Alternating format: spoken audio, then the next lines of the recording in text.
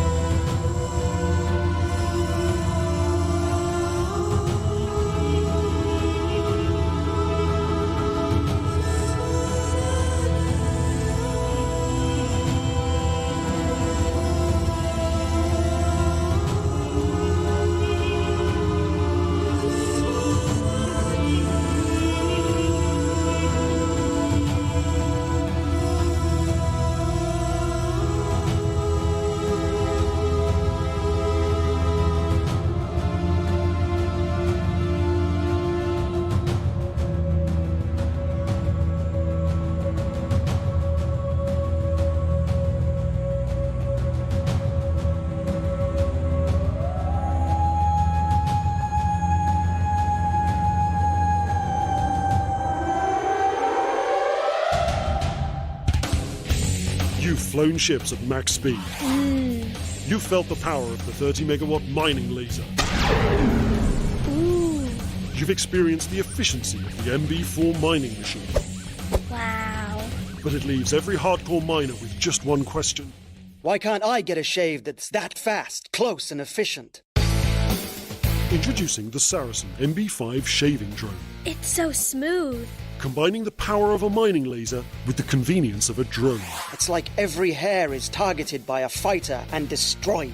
Saracen's patented shaving drone attaches to your face at the start of the day. Leave it to do its work, and when you come back to check, your face is shaved. He's so smooth. It's like I'm mining my face.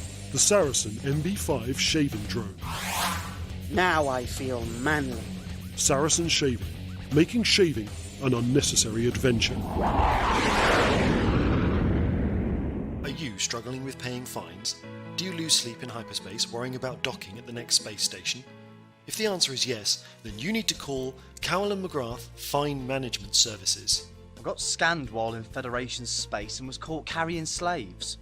It was an unexpected expense that I couldn't afford on top of my fines for damage caused whilst docking. We can help you consolidate all your existing fines into a single large fine, payable in regular instalments at what is almost a competitive interest rate. I called Cowell and McGrath Fine Management Services, and they helped me pay my existing fines before I got a bounty on my head. They really saved my life. At Cowell and McGrath, we've helped thousands of pilots whose fines had spiralled out of control. I dared not go near a police star system. Got so desperate that I'd almost resigned myself to a life of piracy. Luckily, I found Cowell and McGrath's services before I actually murdered anyone in cold blood. No fines too big, no criminal record too damning. We're here to help you, no questions asked. Find us in the Lave business directory. I'd got into debt as a result of a massive counter lawsuit by Watt and Prittney. It happened because I'd taken advice on Python protection insurance from... Wait a minute! It was you! Cowell and McGrath. Minimum liability, zero accountability. Warning, balances may go up as well as down. Missed payments may lead to repossession of your ship, seizure of cargo, or the issuing of a death warrant.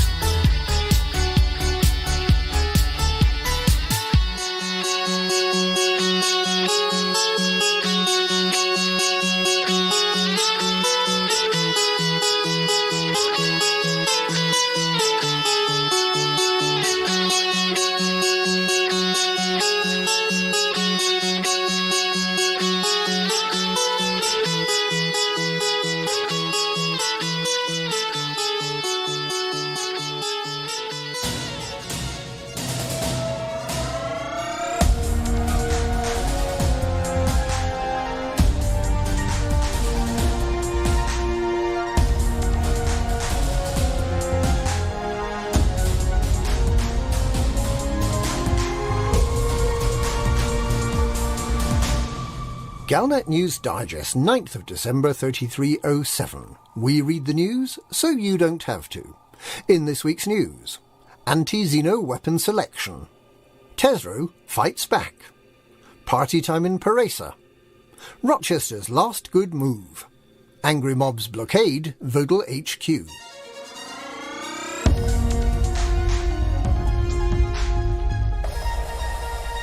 Anti-Xeno weapon selection.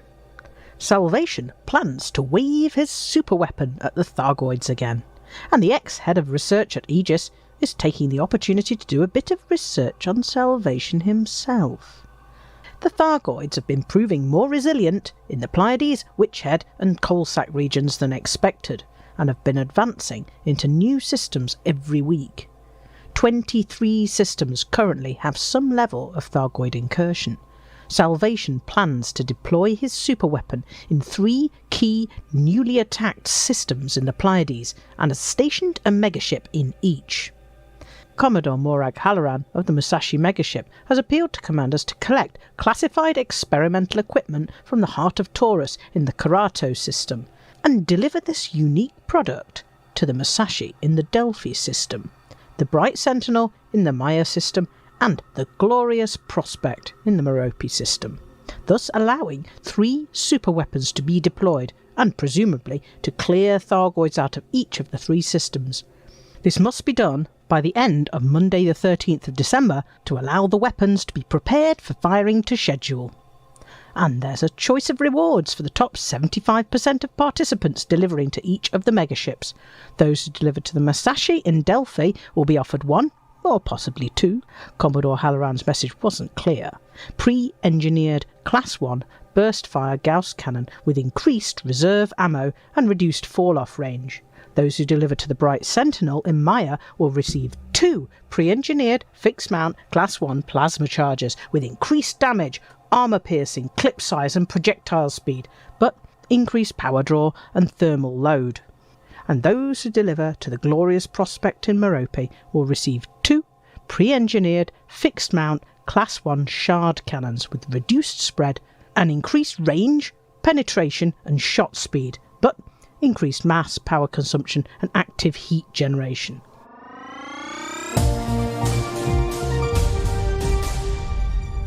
Tesro fights back. Commodore Halloran, formerly of the Alliance Defence Force, is one of many senior military figures from all 3 superpowers who've resigned their commissions to work with Salvation to defeat the Thargoids. Confidence in Aegis remains at an all-time low. But Professor Alba Tesro, who was recently forced to resign from Aegis, believes that Salvation is a danger to humanity and has appealed for assistance in finding out just what this secret weapon really is. She's enlisted the help of Guardian technology specialist Ram Tar to analyse the classified experimental equipment and has appealed to pilots to collect as much of it as they can from the heart of Taurus, but to deliver it to Felice dock in the Mean system instead of Salvation's megaships.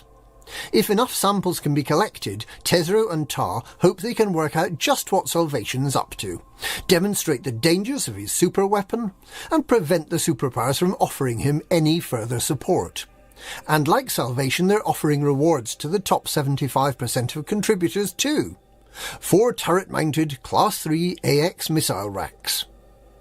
Although this appeal runs until Thursday morning, Tesro warns commanders that Salvation is likely to stop selling the experimental equipment on the morning of the 14th. Commanders who own a fleet carrier will be able to load it up for the jump to Mean, but stock bought or sold after its purchase from the heart of Taurus will not count towards any of the appeal totals. Tesro is confident that if even just 1 tier of the appeal total is achieved, then she'll be able to reveal Salvation's secrets.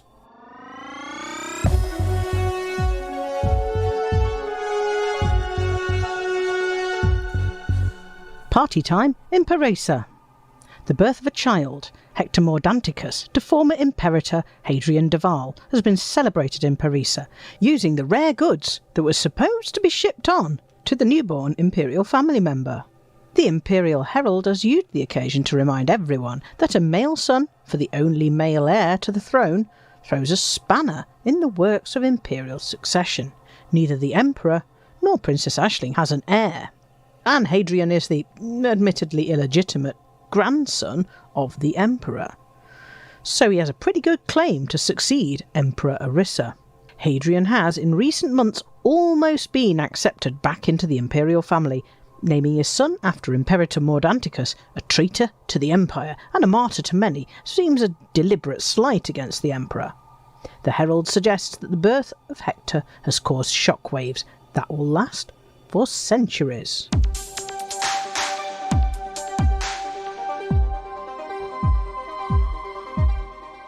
Rochester's last good move. The acquisition of surface vehicle maker Vodal by Core Dynamics 2 years ago has finally borne fruit, with the launch of a new combat vehicle, the Scorpion.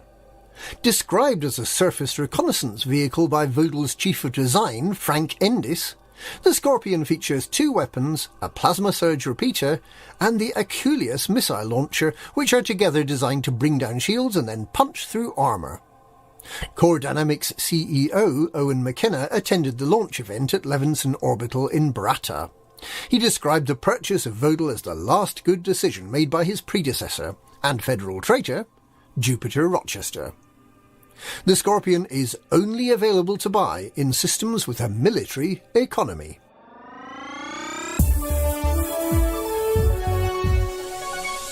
Angry mobs blockade Vodal HQ. With the launch of Vodal's second ever surface vehicle, the Scorpion, commanders have been informed that Vodal's previous model, the Scarab, which everyone thought could only carry 2 tons of cargo, has actually had a 4-ton cargo hold all along. This will come as something of a consolation for commanders using the Xbox and PS4 flight control systems who are not yet eligible to buy a Scorpion. The Scorpion can only take 2 cargo units. Following the news of the largest Scarab cargo hold, an angry mob blockaded Vodal's offices after they discovered that the extra space wasn't full of painite. And that's this week's Galnet News. Galnet News, we read the news so you don't have to.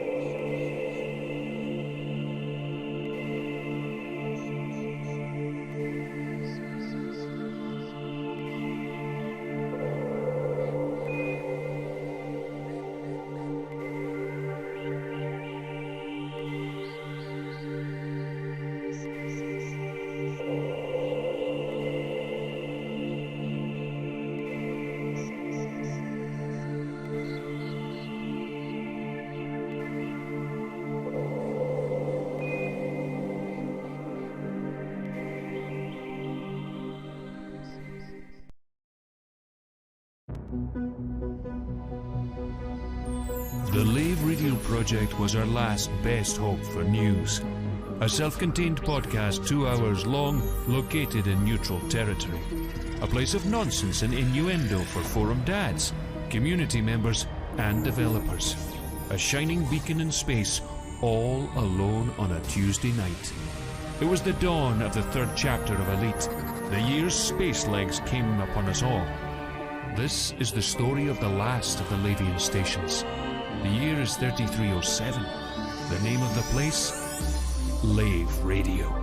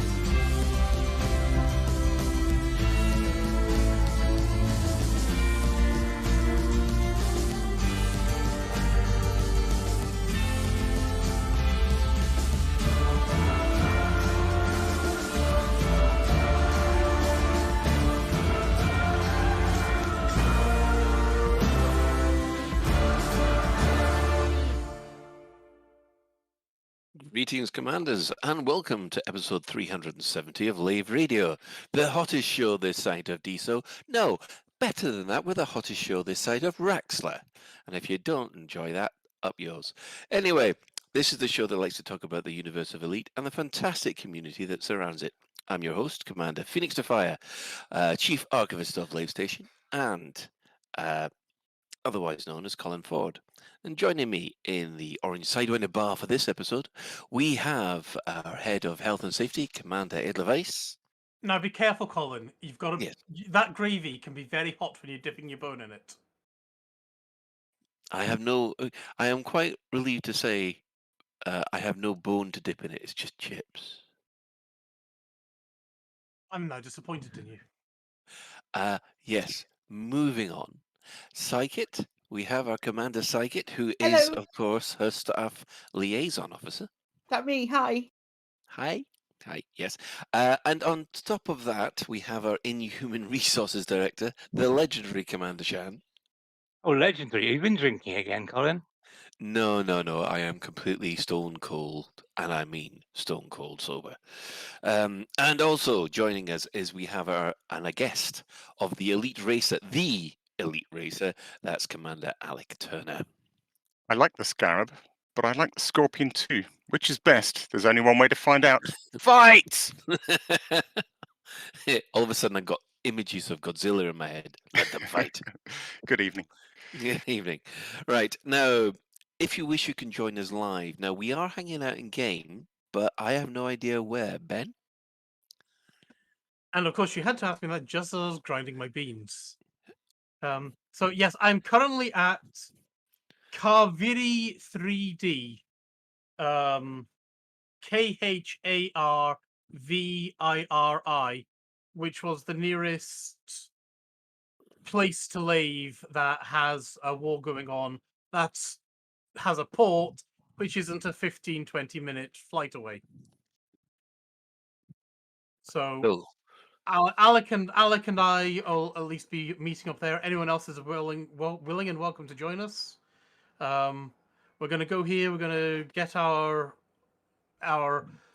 planetary vehicles out and see what's what, basically. Yeah. Whip them out and compare sizes, I think. We're going to put. Well, I think I've got a purple one. So have I. That's going to be confusing. Well, the purple one was very pretty. Well, obviously, we'll let these two get a room. And yes. Now, if you can't get to us in game to enjoy the Alex and Ben show, honestly, this is getting me worried. You can also join the Twitch chat channel, which you can access through laveradio.com/live. Click on the live chat, or you can go straight to twitch.tv/laveradio, or go to youtube.laveradio or facebook.laveradio. So, let's go around the team and see how they've been. Now, obviously, we're going to get the sad one out the way. How are you holding up, Shan? It's been an interesting and weird week, really. Yesterday, the deed was done, and it was quite poignant. Well, in a way, really, because the vet said, "We know all of you want to come in, but because of COVID, we'll only let 2 people into the room Oh, right. when they're going to put Hal down," and which obviously was very upsetting to eldest Mini Shan because Hal was his dog, Hmm. you know. So I said, "Look, don't worry, I'll wait outside, and you can go in with Mrs. Shan and see the thing." But it then kind of occurred to me how terrible it must have been when COVID was really raging a year or so ago, with relatives watching their relatives die through hospital windows, being told you can't go in because of COVID. So Yep. if it was bad for us, it was, so that kind of like put it into perspective a bit. Yes. So we're still kind of getting used to not having the dog around, but the week was tempered by youngest Mini Shan being formally promoted to Lance Corporal, and because he's the youngest Lance Corporal in the Household Cavalry, he was invited to hang the brick as part of the brick hanging ceremony, which Right. which is one of those strange army traditions that goes back to 1889.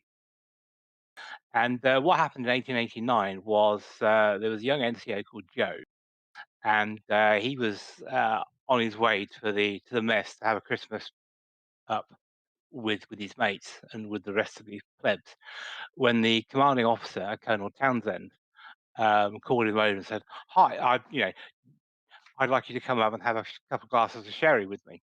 Obviously, he doesn't say no to that, but he needed to find a way to go with the commanding officer and still have a up. So anyway, the story goes, you got to go in the road with his mates, and he says, "Okay, I'll go downstairs, check everything's okay in the mess, and the mates will understand, and I'll see you back up." And the commanding officer said, "Yep." Anyway, so he then had an idea, and he took a brick left over from some work being done, and said to the mess officer, "You're not to close this bar until this brick falls from the roof." And it was like a stage roof. So what he did is he got the brick, put a bit of string around it, and then hung it on the roof such that it'd never fall down. See, so he could go and have his drink and then come back for a 2 day long piss up. Got you. So that was a good bit of tradition actually, and apparently it's a bit of an honour really, because he gets his name on the brick hanging memorial, so to speak. And I mean, he thought it was quite boring. He just wanted to get on and get out of there, but it's one of his army traditions. And then the eldest Minishan says that in the RAF they have a tradition of burning a piano before their formal dinner. And a couple of years ago, one of his friends who's trained to be a pilot there was tasked with getting the piano. And so his friend found a piano on Gumtree, and he went to collect the piano there from a nice family, and they were saying, "Oh, we're really sorry to see the piano go, but it's been in our family for 80 years, and Oh, I no. learned to play on it. My daughter learned to play, and it's so good to see it going to a good home, will be treasured and cared for." And in reality, it's just going to be dumped in a mess somewhere and set fire to. So yeah, it was a little bit of jolly to end the week, really, knowing all that was going on. But yeah. Yes. Well, okay. Well, it's a little bit more uplifting than yeah. Right. We'll move on to Ben. How have you been this week, Ben? Yeah, I've been mostly good. It's been busy again. It's I think we've finished the living room almost as much as we can. The only thing that we're basically waiting on is some units from IKEA, for some shelves from IKEA, and that's basically because IKEA can't seem to, they can't seem to actually get anything in stock. We did have a pretty big shock. The wife went off and ordered a clock from Amazon, and then she decided, I think that's Alex shooting me. The wife decided she liked a clock from Amazon, And then she decided she didn't like the clock from Amazon. So she was like, Ben, could you go and return this, please? Me being me is like, yeah, not a problem. Take it up to the post office, only to find out it's being sent to China, and they wanted 65 fecking quid for it. The clock was only worth 30 quid to begin with. So, yes, if there's anybody in the South Yorkshire area who wants a clock, let me know. Lovely. Go on. Ben, yeah, Ben. Yeah. You've forgotten some key items from your IKEA shop. Yeah. Cable ties, cable covers, and labels for each one of your cables, so you know which one of them do. Don't need any of that. They all work. They've all worked for years. It's all fine. Scruffy cable is a scruffy mind. It's a bit. Well, we all know I've got a scruffy mind, so I don't see what the shocking is. Oh, it's health and safety nightmare. Your cables will get twisted, and you'll end up buying new ones, wrecking your equipment. You're supposed They've to been working fine for 10 years, and I'm not touching them now. That's because you're scared to touch them. Yep. Yes, Ben shared some pictures of his underneath his my desk. Of the place which should never be photographed, which is the behind the computer desk. And let's just say that I'm surprised. I'm personally surprised that they're still intact, because I thought they'd be melted by the radiator by now. But yeah, fine. It's all fine. Okay. Well, moving on from there then, Ben. I mean, I guess that's it. Pretty much. I mean, the living room's done. House is house. I am going to see Spider-Man tomorrow. Oh, lucky you. So yeah, I think Alec and I we are twins. I can see that. I can see that. Yep. Both of you there on your purple scorpions. I was a bit slow to get up to take off. Yeah. Okay, well, we'll move on from Ben. Psychit, how have you been this week? I'm good. I wasn't here last week. It's been a really eventful week. On Wednesday, I did my first solo traveling as disabled human, which was it was brand new and very scary and stuff. But I was invited to go over to Hyde Park as part of the Jurassic World Evolution 2 DLC launch. Lovely.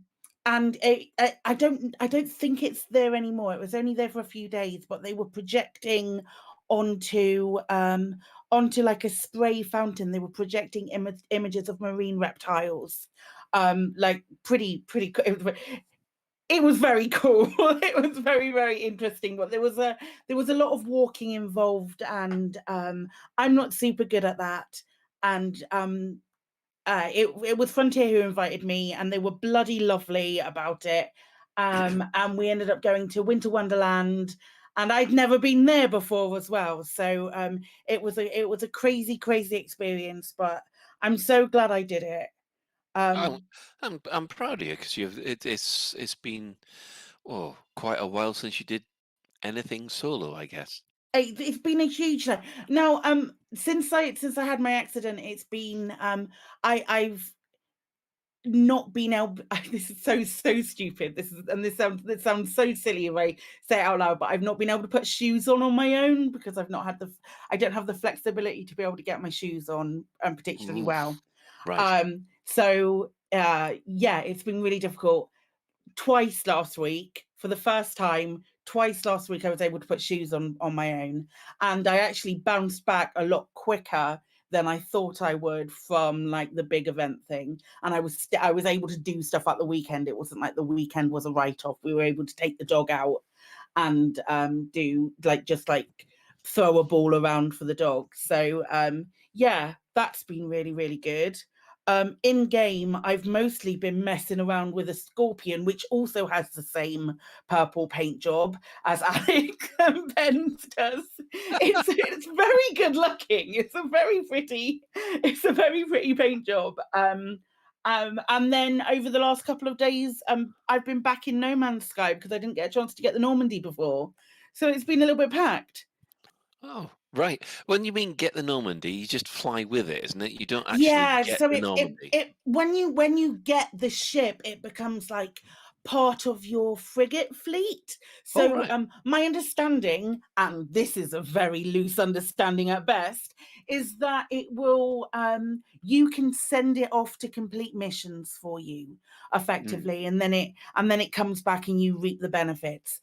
I don't have a hell of a lot of hours in No Man's Sky. I haven't really fully had a good look at what that element of No Man's Sky can be, but it looks really pretty.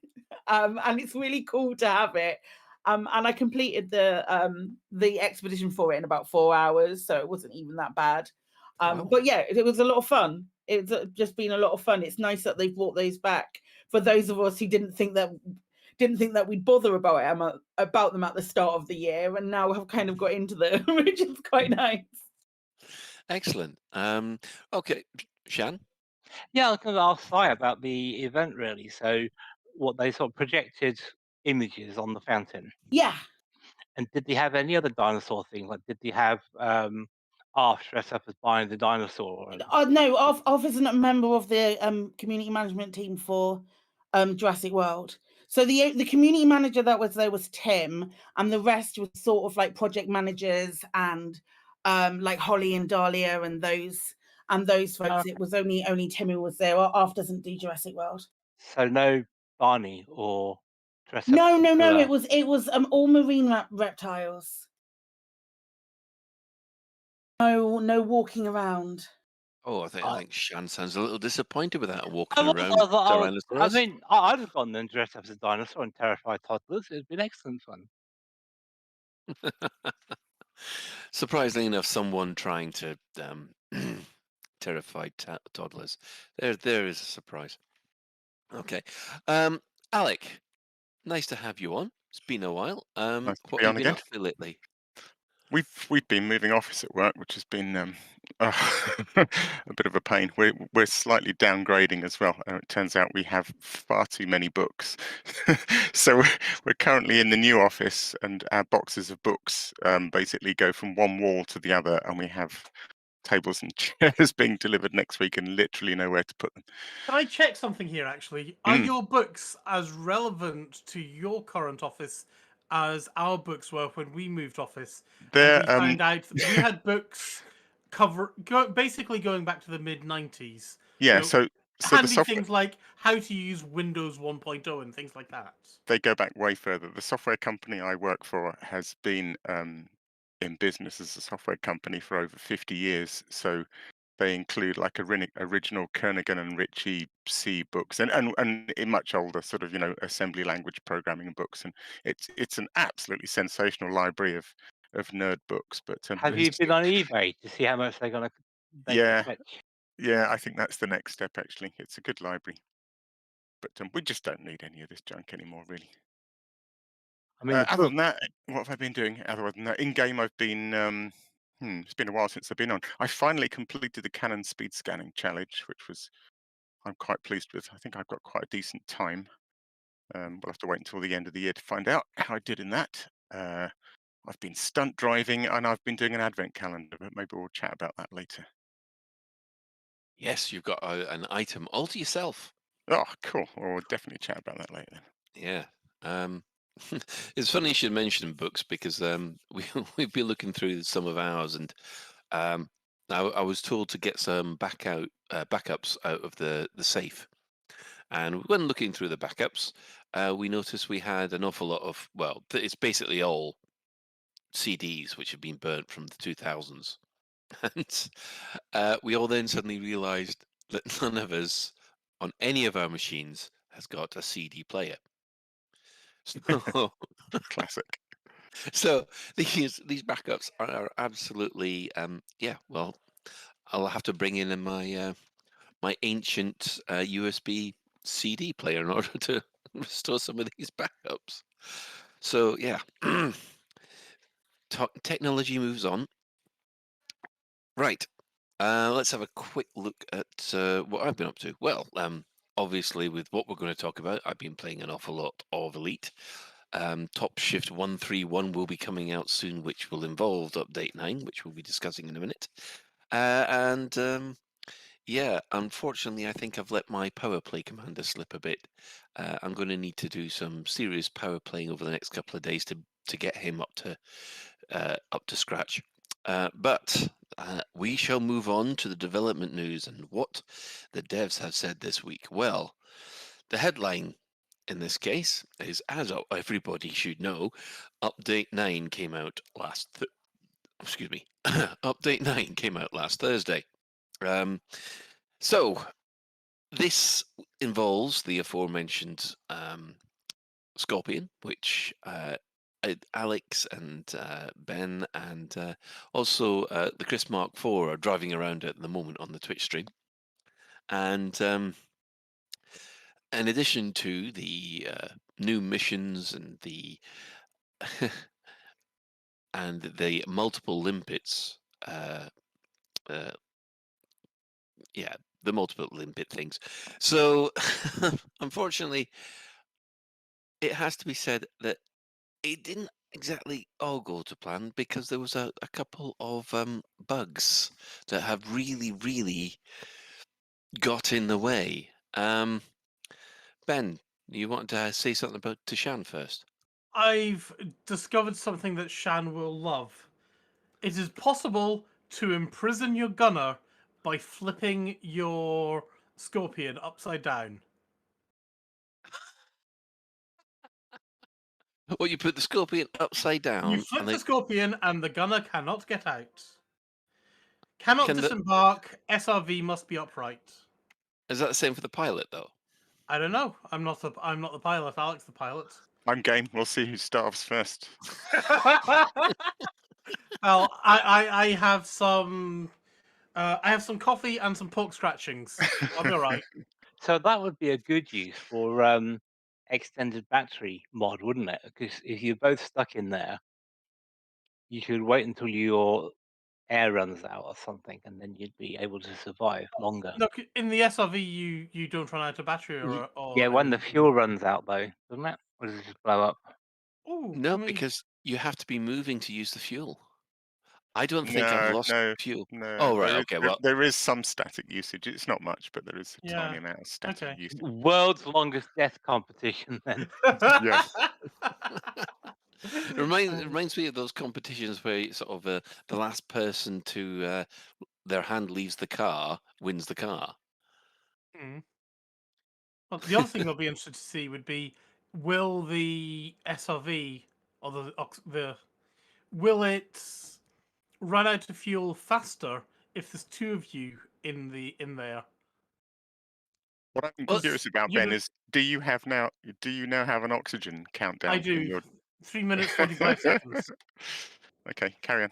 How come you've got How come you've got an oxygen countdown? Because I've turned off life support. Can you get out? Shan, are you proud of this? I'm watching with this is almost like the. I'm nearly as proud watching this and my son doing the brick hanging. So you just can't get out at all? No, I cannot get out. That is amazing. And Alex has switched off the power, so they're both going to suffocate. 3 minutes and counting. No, Chris is offering to try and cut them loose, but I say no, Chris. Just let them choke. Can he actually cut them loose? Because there's not a hatch you can cut open, is there? I don't know. Is there a hatch that Chris can cut open? MJ927, who's a first-time chatter, welcome to Lave Radio. What have you joined to watch? You're here to watch a mutual suicide. Sorry, normal service will be resumed next week when I'm not on it. I just want to know what on earth, what's been happening to your flight suit as well. That's impressive splatter pattern. Oh, I've still got a bit of my Halloween pattern on. I thought you'd been you thrown up last night to curry or something. Right. Okay. Well, I'm going to go around everybody first of all and see what their response is for update 9. I mean, obviously, since update 9.01's been released to try and fix some of the issues that have been happening. So, Shan, what's your impressions of update 9 so far? It downloaded okay. To be fair, I haven't really had much chance to do it with all that's been going on at home. Obviously. So I haven't really had chance to try the Scorpion out or anything like that. I had about 20 minutes to play today, and then I got called away. So unfortunately, I really haven't got anything to say about update 9 at the moment. Okay then. Ben, have you had much chance to kick around in update 9?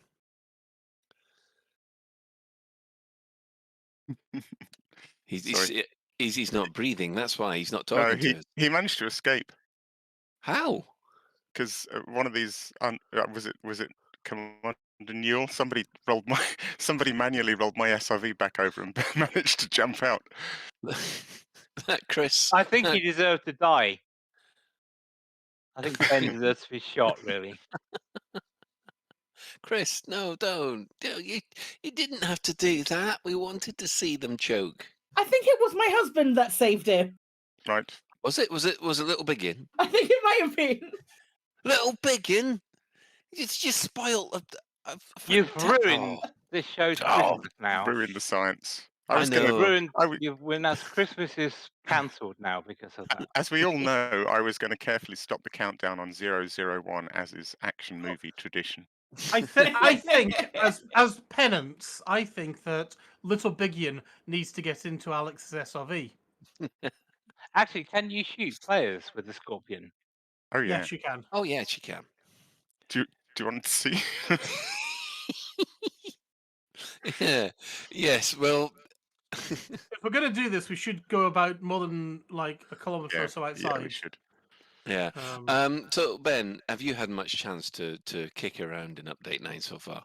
No, my experience of update 9 has been I need to try and find a war zone so we can maybe do some things. And oh shit, that war zone's a long way away from here. Let's try and find another one. So basically, preparation for the show then. Preparation for the show, basically, yeah. Fair enough. I like that. I like that steampunk helmet that Chris has got. That is a very nice steampunk-looking helmet that he's got there. It's the first time someone's admired my hat. Ubermick at the chat has just said, to quote my wife who's just walked in, is Little Bigger needs to get in the SRV code for something? I'm sure if we hand that over to Ben, he'll make it code. It probably is. It's probably in. Can we not do that? Oh, look! I mean, Alex got off and half-inged my SRV. Oh, you can steal other people's SRVs. Oh yeah, Alex stole my SRV. He can't sort of. So who pays the rebuy? I guess technically I do. You can drive it off, crash it, and you're the one that has to pay for it. Oh, good. Let's find out. I'm now in Alex's SRV.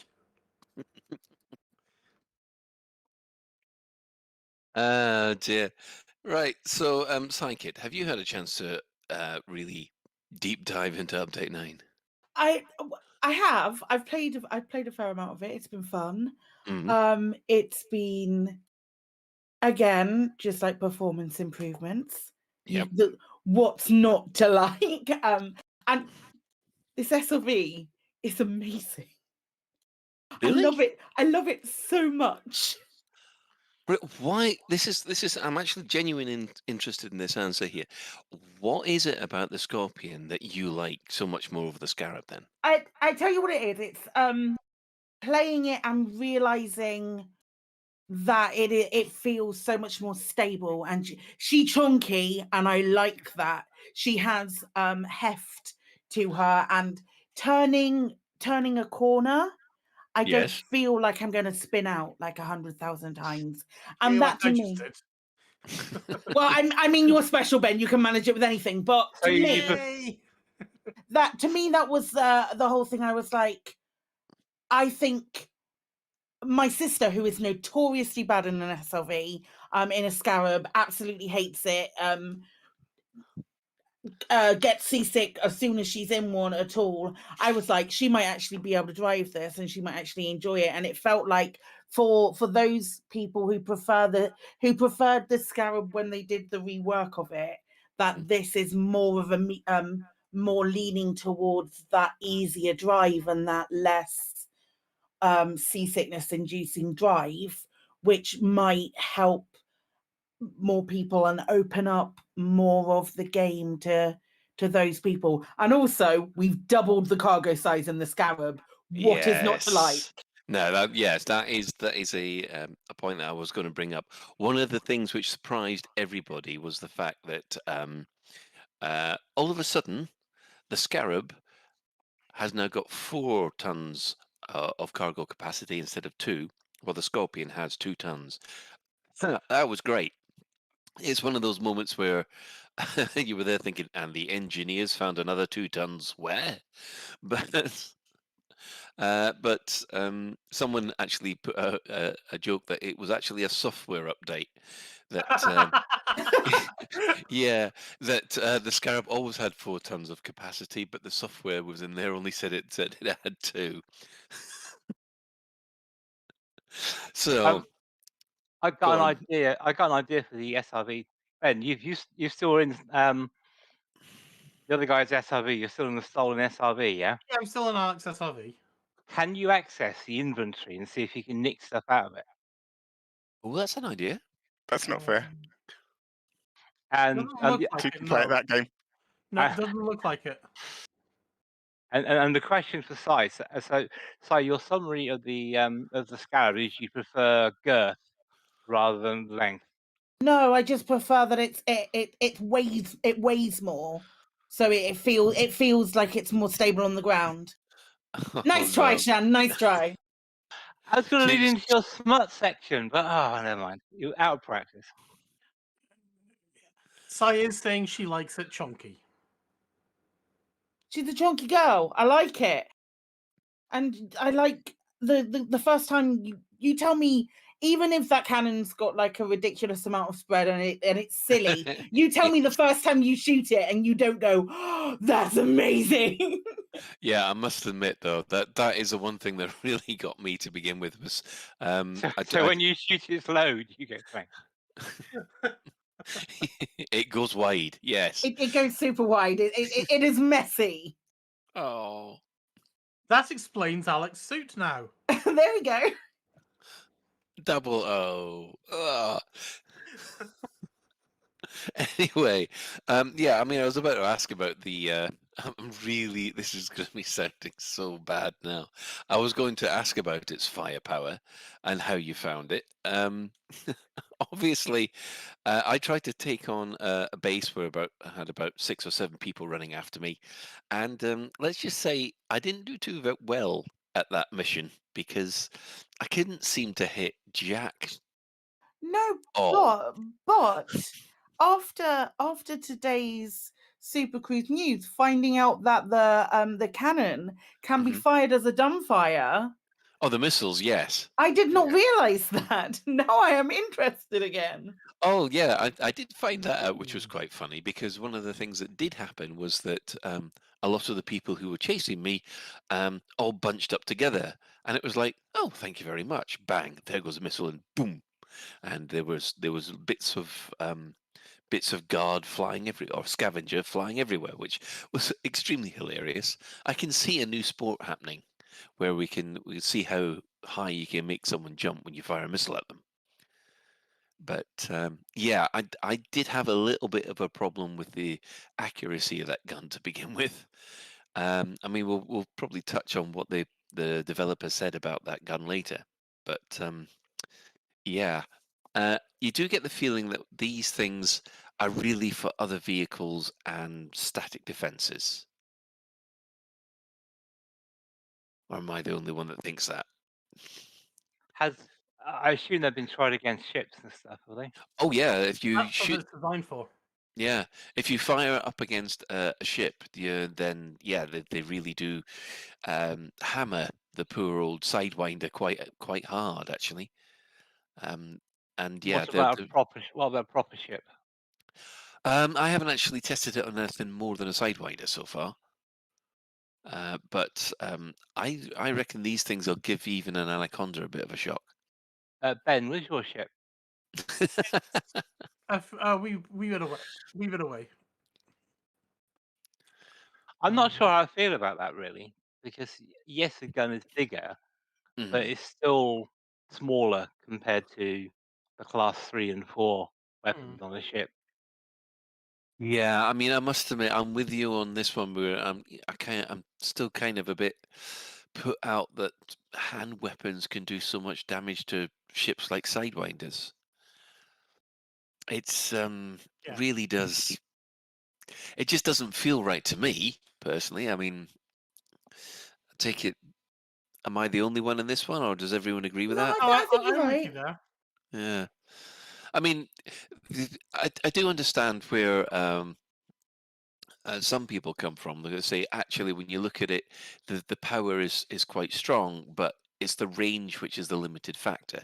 There's something like an exponential curve to do the same damage 3 kilometers away, where you were then 100 meters away, which could explain it. But Psychic, I feel like there's grounds there for a further pass on handheld weaponry when as and when more powerful weapons are introduced. Do you know what I mean? So like have a better a ship destroying on ground unit that you have to sort of like be stationary to fire for a moment, something like that. But then at the same time, if it's because ships can't really fire at people on the ground. I don't think people on the ground should be able to wreak a lot of damage to ships, and at the moment they can. I don't know. There's got to be some happy middle ground there, and it's not right at the moment. No, I don't feel that particular bit is. Shan, you got another question about the Scorpion? Yeah, I was going to ask. So the main gun, does the projectiles from it have a drop off? In other words, do they Yes, start they to do. dip? It's about 3 kilometers rather than. And They yeah. Does that vary with gravity, or is it constant? I think gravity is irrelevant. I haven't checked, but I don't know. But I suspect it's irrelevant. Because on these things, they're basically the plasma things, aren't they? Yeah, they're the. It's actually named after what the tail of the Scorpions That's the is actually missile. called. The Is that? Oh no, missile. is that the Yeah, missile? that's the Yeah, missile. Yep. yeah. I mean, I must admit, I have found the missiles quite fun. It's certainly it's certainly a laugh to watch people. Let's see. As Black Adder would say, they're what they do when they're hit by a missile. Well, you basically jump up in the air for several hundred meters and spread yourself out over a large area. So I shouldn't get as much enjoyment out of it, but somehow I do. Well, I think I'm going to take myself into the base and then look for a war zone and see what we can do with missiles. Okay. So are you genuinely going to try and take on people in the Scarab then? Why not? Yeah. Okay, that'll be interesting to see. Yes. Right. Well, obviously, update 9.1 came out on Monday.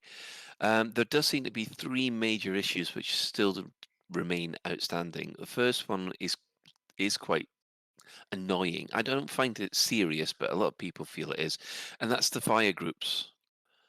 And that it does appear that people have a lot of people have lost the fire groups for their ships, so you have to reset them up. The fire groups all got corrupted, apparently. Apparently so. So they sure did. Yeah, I don't know what they can do about that. I think it's just a case of resetting it back up again. I think they're dead, Dave. Is that Yeah, the deal? I've sort of been catching up on people's comments post 9, but are people's fire groups gone, but they can at least now get them set back up again? Some people haven't been able to. I What know this morning some Cap in my chat was saying that he still couldn't do it, but there is a workaround of buying a weapon and then removing it will allow you to reassign your fire groups for now. What about ships we haven't used since update 9? Are they going to have no fire groups? Do you know? Absolutely no idea. No, at the moment they don't have fire groups because I flipped through to using my ASP this morning, and unfortunately I had to spend ages redoing my fire groups because for some reason I've got tons and tons of different combinations on that ship, and I don't know why. I should be very annoyed if I've lost all my Python fire groups because it was quite complicated. I get the feeling that all the fire groups got corrupted, and it might even be a database issue. Well, it might have something to do with the fact that they've added in something new that requires new fire groups anyway. Yeah, I suspect you're probably right there. So Well, yeah, I done mean that that's before. yeah, it has happened before, which is a bit of a pain. Yeah, Shan, you wanted to talk about limpets. Yes, I mean I haven't played the update 9, but has anyone made us around with the limpet controllers? Because I understand there was, as mentioned last week, the Class 7 limpet controller weighed 128 tons Indeed. or something. Who ate all the pies? The limpet controller ate all the pies. Yeah, it's All that software. It's horrendous. Yeah, 128 tons for 7 limpet controllers. Isn't that heavier than a sidewind? Hey, you never know how what engineering is. It's probably massively over-engineered. It wouldn't be so bad if it came with like 126 limpets when you brought it, but you know. Yeah, I have a theory actually. Is that basically what it is it's a little rack, and then it's got the 7 sort of fairly cheap limpet controllers in it. So far just fairly low weight. But then the interface between the fire groups is one of those massive industrial robots that they have in like JTB manufacturing plants. So when you pick a fire group, this huge robot arm that's counterweighted by lead and concrete has to sort of pan across the rack and press the button on the limpet controller. So basically, it's a limpet controller AliExpress would sell you. Yes. I think the winning comment really goes to Wintermute GB for saying that's the fat limpet controller. Spelled from PH. Perfect. Yeah. Ubermix says Sai likes them chunky, but not that chunky. or maybe they've got their rules of science from the FIA Formula 1 stewards. Oh, don't get me started in that Grand Prix, and it's just so painful. It's quite ironic because I wanted to. No, I'm not going to because otherwise I will Don't get me started. Begins to rant. Exactly. Say what you mean. Don't hold back. Come on. No. This is about Scorpion SRVs, not Formula 1 race cars. Not Scorpion teams. You mean? Just let's move on. Let's move on. The 3 major issues are, well, first of all, we've covered the fire groups. The second one is that plant scanning seems to be a bit of a problem. It seems that you can't scan bacteria or tussocks or one other kind, which is a bit of a problem. They don't know where it's come from. It's under investigation at this moment in time. I can't remember what the third one is. Alec, you want to jump in there? Yeah, just on the plant scanner, just a quiet word with Frontier. I think I'm currently leading the Canon speed scanning challenge. If you could not fix that until January, I'd be really appreciative of that. Thank you. You get, because I was going to be having a go at that soon. And yes, I've been practicing all the way to Colonia. Yeah. Well, anyway, so yeah, there is a third issue. I can't remember what it is. They mentioned it today on the stream, but but they do say that hotfix 9.02 is in development, and they're going to be putting that out when it's ready. However, they weren't able to give us details of what will be in that hot fix. But the issue tracker is, I must admit, it is being used, and people are going mental with it. Unfortunately, there are some people going mental on the forums as well. But I think less said about that, the better. Also, what happened on Monday, we have the Christmas ship skins have all been released. Yeah. Okay. Does that count as a thorough lot? Well, no, I was going to come back to that later. Okay. Yeah, but I thought they were slightly. Oh, hang on. Yes. Never mind. Don't know why they're in the show notes twice. We'll come back to that later. But also on Monday, it was the start of the annual Elite Dangerous Festive Countdown. Now, for the next 12 days, until the 25th of September, you can receive free arcs for just logging into the game. They'll also be releasing the golden and chromed paint jobs on the store, with these new ships becoming available every day when there are going to be new paint jobs up until the 25th of December. And then they'll remain in the store for purchase until the 10th of January. Now, I must point out that these chrome paint jobs, they are very, very sought after. A lot of people like them, but do they look okay in Odyssey? I thought that these were some of the paint jobs that have a little bit of problems in Odyssey at the moment. Didn't they look crap early on, and isn't that one of the fixes they've done? I think I haven't got any. I'm probably going to buy some, so time will tell, I suppose. Yeah, they seem to be working their way through them and fixing them. So yeah. I think the iridescents are still not quite as iridescent as they should be, but they fixed a lot now, I think. Are they fundamentally the same skins as last year? They will be. They're exactly the same from what I've seen. I had a quick look, and I'm not seeing any Christmassy jumpers or anything like that, or Christmas. There are no Santa heads. Well, there was a Santa bobblehead, if I remember correctly. No, I mean actual heads. Give it time. We'll definitely have those. We will definitely have them. I am confident. Given what came out on Halloween. I want to see Pumpkin Gate 2, where people get outraged that their commander now has a snowman's head for a head, and then I'm so desperate for that to happen. You've got no idea how much I need that to happen. Well, people got upset about the pumpkin head, saying it wasn't scientifically accurate, and then they looked in the back. Yeah. And there was the proper piping and life support stuff that there should have been. Yeah, well played, Frontier. Very well played. I hope if they do that, you don't have to log on Christmas Day. You know, I hope they go in, because that's one of the things I'm not that keen on with the whole, log on every day and get 100 arcs or something like that. And I know from previous years it increased. So I love the fact they give us arcs. That's great.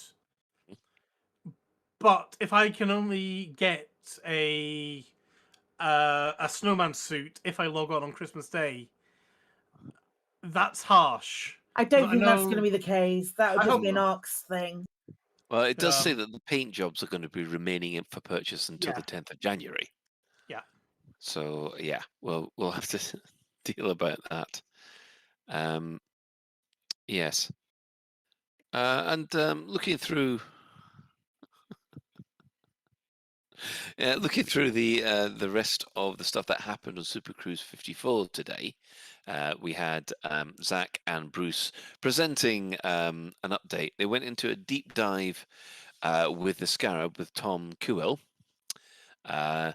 He was there discussing the Scorp's development, and we saw a test track. Did we see the test track, or was it just mentioned? I missed the very first bit of the stream because it messed up a bit, but I didn't see. I think it was only mentioned, but yes. Okay. Were the Scarabs, were the Scorpions behind the leader allowed to unlap themselves? No, Jan, moving on. Don't. Ooh. Yeah. Basically, it sounds like they went off and they had some kind of test track with timings and things like that all in place to help develop the driving model, I guess. Yes. For the Scorpion. If only there'd been some kind of SRV, racing community that could have helped them with that testing process. Well, Oh, as well. they said during the live stream, they could have really used essentially a stig Yeah. to get Well, I thought good they could. times and consistent times. Maybe they should have got the Well, I commander. thought. Well, I thought they could use a Scarab SRV to like keep the pace in front of the other Scorpion SRVs as they go around the track. Oh, I've got a feeling the Scarab should be able to drive faster than the Scorpion.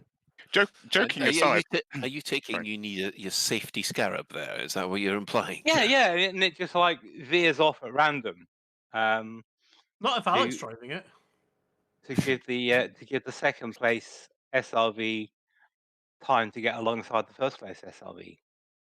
No comment. Come on. And you know what? If there was a if there was a D&D willpower check for every single time I've passed so far, anti-rant Yeah, but it's what skill. makes it funny. It makes it funny, and just how much can I push you on this before you pop? Oh, I'm getting close. Oh. No. Colin's about Just to let explode. it out. Embrace the dark side, Colin. Just let it out. No, I'm So you not. will let it go. Yeah, no Right. peels. Just let it go. Also appearing on the stream was Henry Turner, a UI designer, and yeah, he was explaining how difficult it was to actually put the UI into the rear seat of the Scarab. Of the Scorpion, and yeah, there was an awful lot of stuff in there that I must admit I was quite surprised that they had to take into account, which was first of all for localization, because yes, I will apologize to all our foreign listeners that we forget that other languages are needed.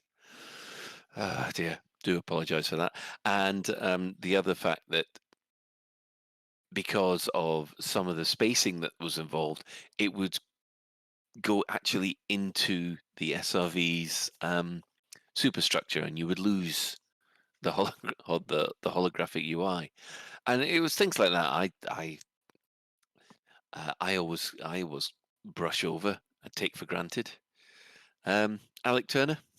Yeah, I was just going to say I had to rush it to sort of catch up on that stream in time for this show, but I thought that stream was really excellent, and I'd really sort of strongly recommend people watch it.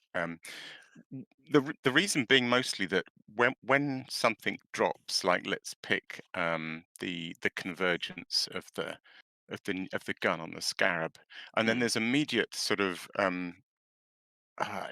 salt and sort of hatred of the thing. It's everywhere. Everyone's saying, "Oh, fix that gun. It couldn't hit a barn door. It's useless."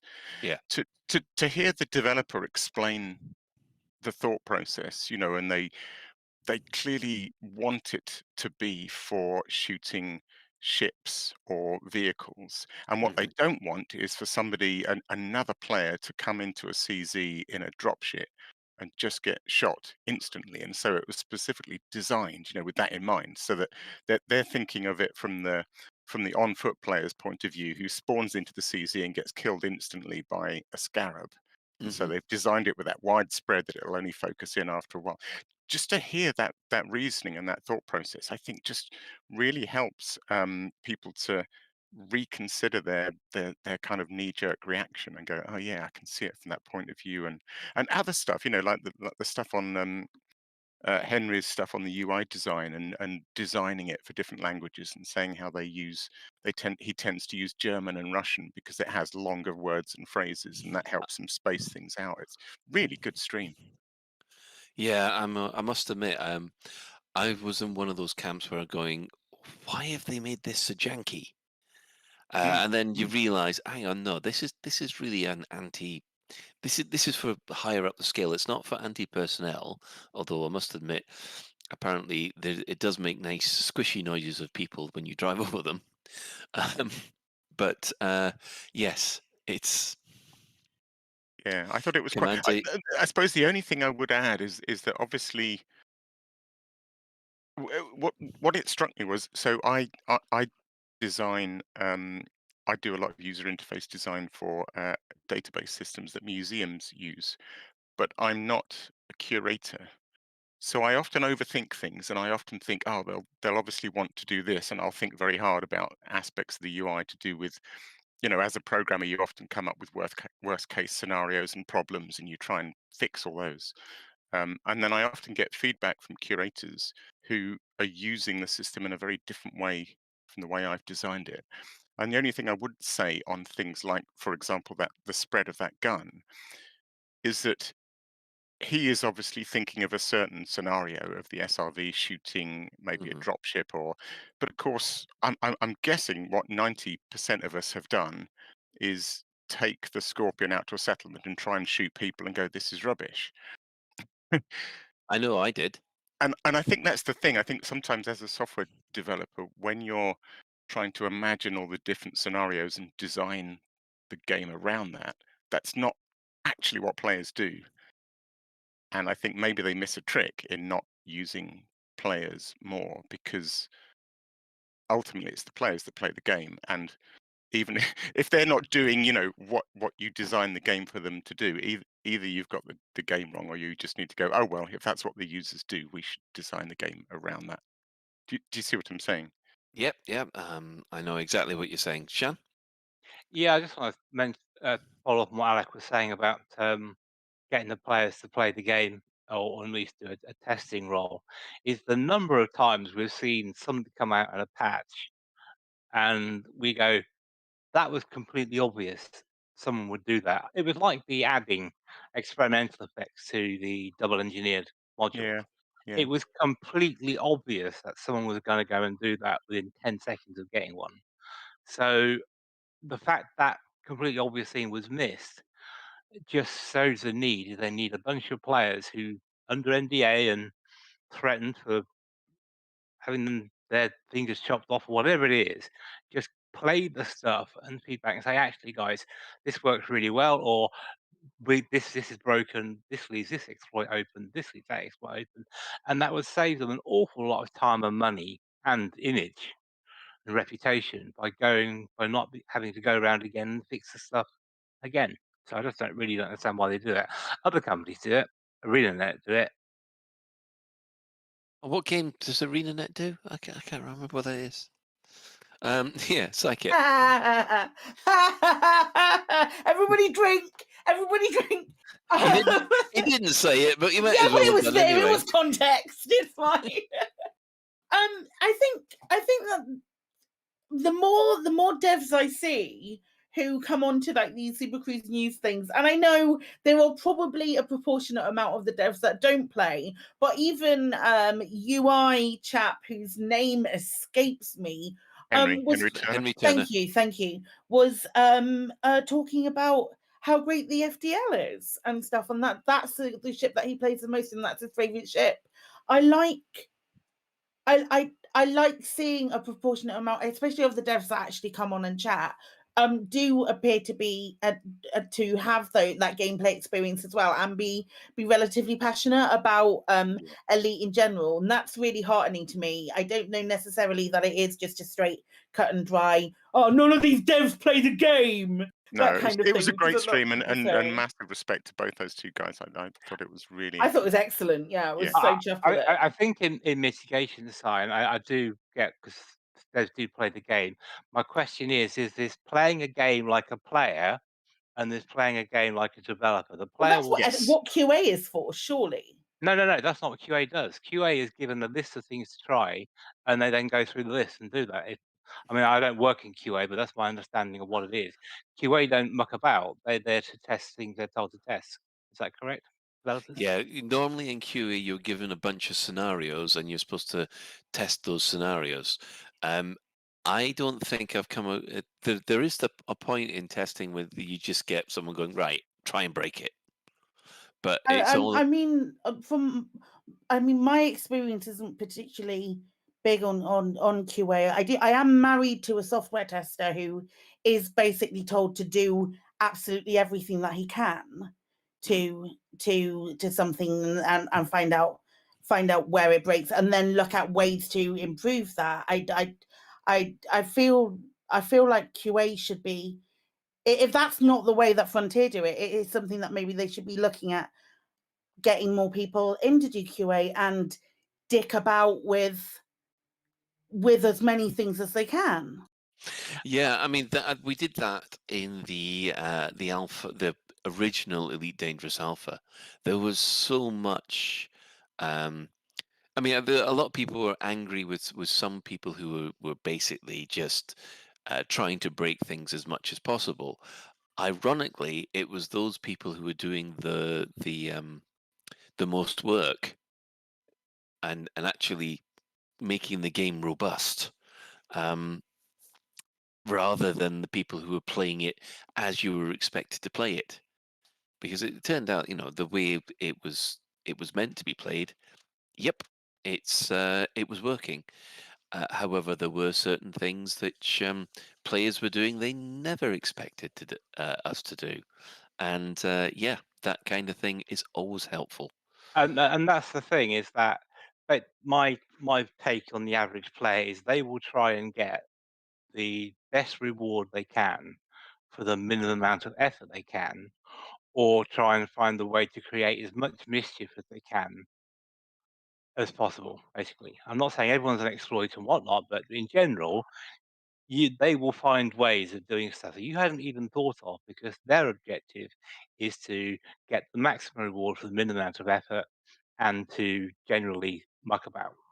And you need that kind of mindset to spot these sort of things, I think. And I'm not sure if that's fully compatible with the developer mindset. Maybe I'm overgeneralizing here, but from observation, developers are very this.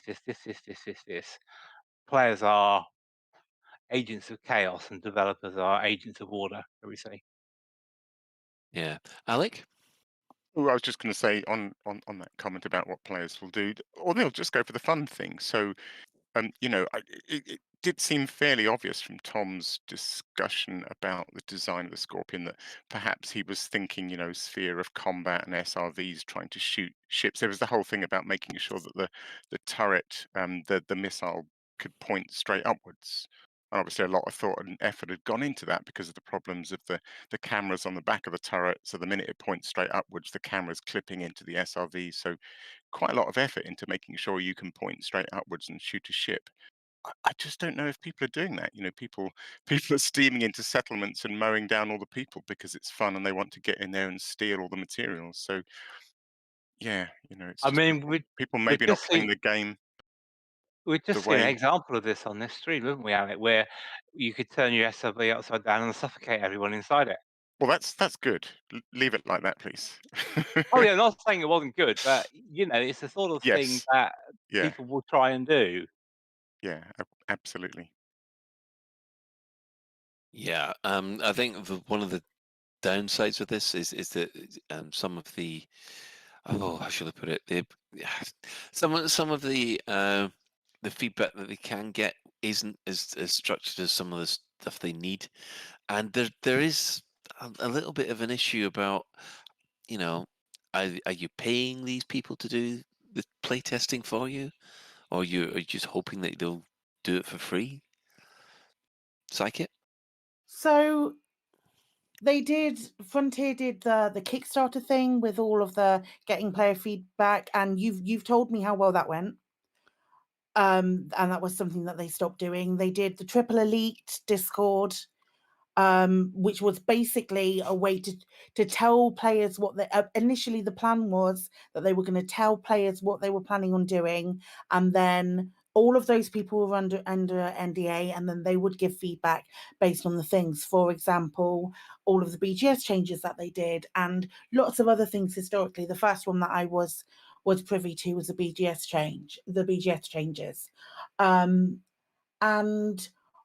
that was all great, but each time all of those sort of devolved into like a moan fest rather than a fully fledged feedback fest. So then it does beg the question, if QA aren't doing it, should they be employing more people in those positions rather than picking and making sure that those employees are picked from people who already have experience playing the game, specifically that, but also making sure that those boundaries are set at the beginning. If that makes sense. Does that make sense? It does make sense because I think in every single initiative that I've been involved in, whether it's been the DDF or asked to give feedback on certain items of certain upcoming features, it has seemed to have turned into a complete moan fest and goes off topic and becomes very entitled in some places, Yeah. especially thinking of the DDF. I'm thinking about Triple Elite exactly the same way. So Yeah, And that's the it turns downside into of it like is, a yeah. it turns into I've raised this bug and I need an update directly on this bug, which is never what those kind of things, in my opinion, never what those kind of things should devolve into, because we have like that sort of structure in place already. It really I don't know what it needs.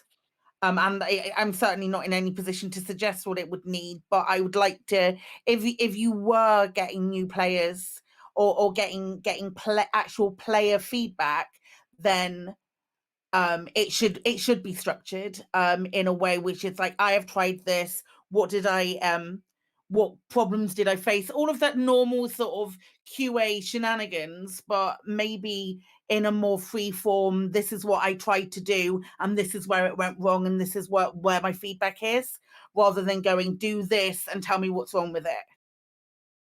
Gotcha. Shan. Yeah, I mean, the key to this is who you pick and the number of people you pick. And I speak from personal experience here because I was chosen by ArenaNet to test a lot of Guild Wars 1 stuff out. And they would, because of the time, I was one of the, I'm not being biased, but I was one of the best players in Guild Wars. And I was involved with the community around it. So basically, they knew what I said. They was trusted, and I was doing it out of a wanting to make the game better, not out of any desire to have my name in lights or anything like that. So it very much depends on who you pick. And one of the things they would do is they would have a new encounter, and they would say, "We've made this new encounter. Um, go in it only using the existing skills in the game, and tell us what you think." And so they basically limited what we would test it with, but let it wide to our imagination. So in ArenaNet's case, they looked for community members who were involved in assisting developers with the game with proper grown-up suggestions, with no ego, with recognized as good players who knew the game mechanics inside and out. And I think it's only 25 people out of the whole game population who ArenaNet chose this, and that small group of people had direct input and direct access to the developers. And we were kind of like, if they didn't take our suggestions, then fine, they knew what they wanted to do. But some of them they did, and it felt as though we'd actually made the game better. We didn't need paying, we didn't need recognition or anything like that. It was just the kind of, we want to help. We're grown up enough and experienced enough to give you the feedback you need in such a way that if it isn't publicised or isn't done in time, we're not gonna lose any sleep over it. So limited number of people chosen very carefully does work. We've had complaints on the chat room that um, there seemed to be a little bit confusion about the Lave Radio drinking rules. We have to specifically say it's Guild Wars 2 that you Yeah, I have to spat keep my it drink back to. out. I must Yeah. admit, I had to Unfortunately, spit my Well, drink it's back not out. me who. Well, the thing is serious about that. I kind of hope I've made a useful point rather than just be the subject of a drinking game with this. I mean, you don't have to differentiate between the two. It can be a useful point and still be a drinking game. It's fine. I'm But just point. what I was asked to do with Guild Wars 1. I was asked to help on. You almost said 2 then. You almost said 2. Well, I was lined up to help on Guild Wars 2, and There it then is. Everybody some drink. other, and then someone blabbed what was going on, so they cancelled the program. So Yes. It does seem that is the downside because we've had that happen to us, haven't we? With leakage. No, Frontier's squeaky clean. That never happens to Frontier. What are you talking about? Funny that, yes. And it is a bit of a downside because there always seems to be one. And there was an incredibly small group last time, and still something got out. It's just, beggars belief. But that again, that comes down to choosing the right people, and I would, because I know with the ReaderNet, the first one, they said if you grab any of this, we will ban your account and all your stuff's deleted. So anyone new, if any leaks happen, their accounts and everyone's account will be deleted. So it's kind of like, well, I spent thousands of hours in this game. I don't want to jeopardize that. So, just to slap on the risk and saying if you're a bad boy and tell people we'll take the toys away, isn't really much of a motivation, really. Yeah, it does seem to be a problem there. Just going back to the drinking game, it seems Katiana misinterpreted the rules and has now had about 8 or 9 drinks, apparently. Thanks. That sounds about solid for Kate, yeah. All right, well, if that's solid for her, then yeah. Oh, Wait a second, what is it, Tuesday? Yeah, no, that's fine. Yeah, raise a glass for Max Verstappen, the worthy world champion.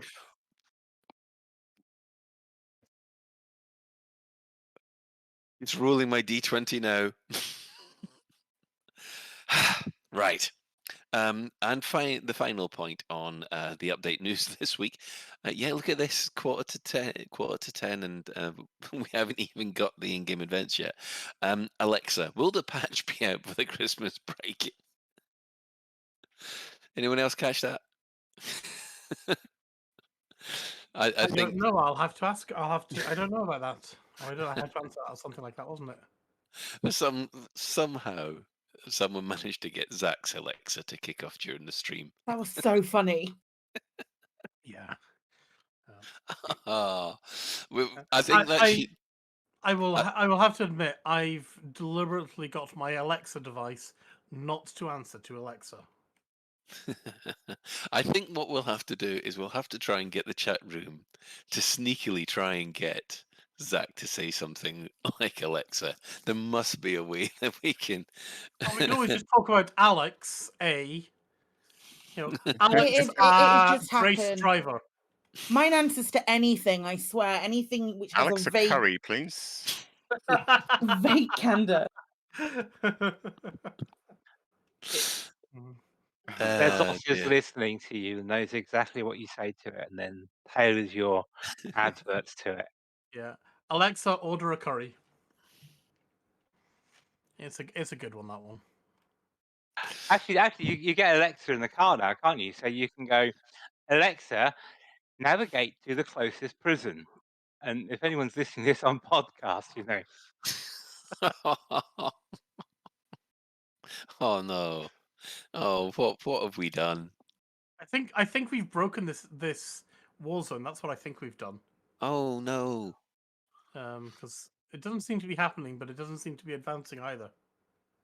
Yeah, I noticed that they still got that problem happening on the live stream, and what they had to do was they had to back out the war zone and restart it.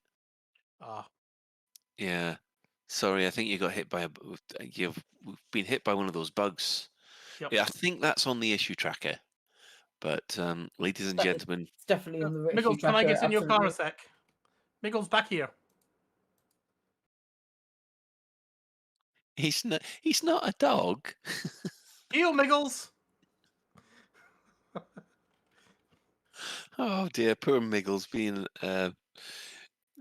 ordered about. I can't even get in. What, to your own SRV? No, into Miggles' SRV. Oh, is that because Miggles is already Miggles isn't in our team. Oh, well, that'd probably explain it, because you can only get into the team, other people's teams' SRVs. What I was wanting to do, Miggles, was try and go in the turret, actually. So what happens if you go, Alexa, delete Miggles? She'll order a hitman for you.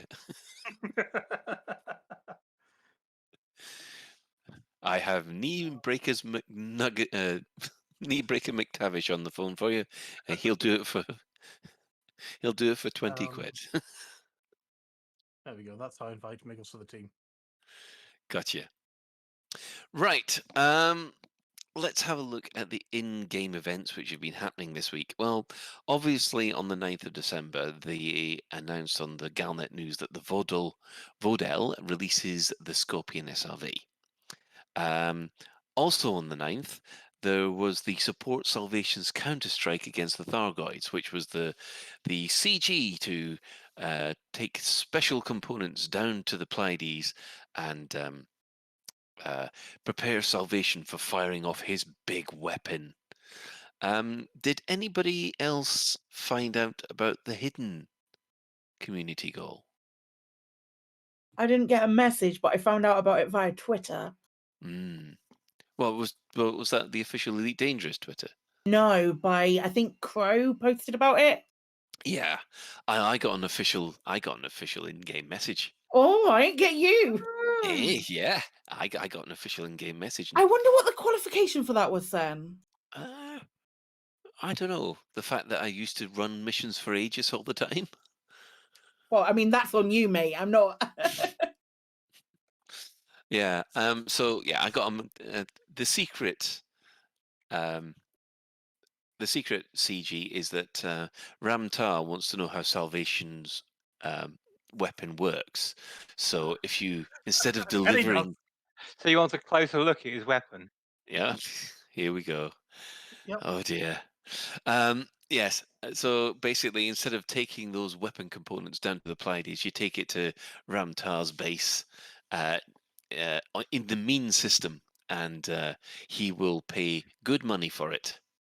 It actually does pay very well to do that instead of the massive trip down to the Pleiades. But then again, a lot of people are using fleet carriers at the moment to do that work. Shan. I was going to ask the question about the Salvation super weapon wiping out so many systems. Is what if Salvation decides actually these humans are really pesky? Because that would then presumably wipe out human systems, not Thargoids. Well, there are humans in the systems that he used it in, and they're fine. Yeah, but he's got he or she or it has programmed their super weapon to only work against Thargoids.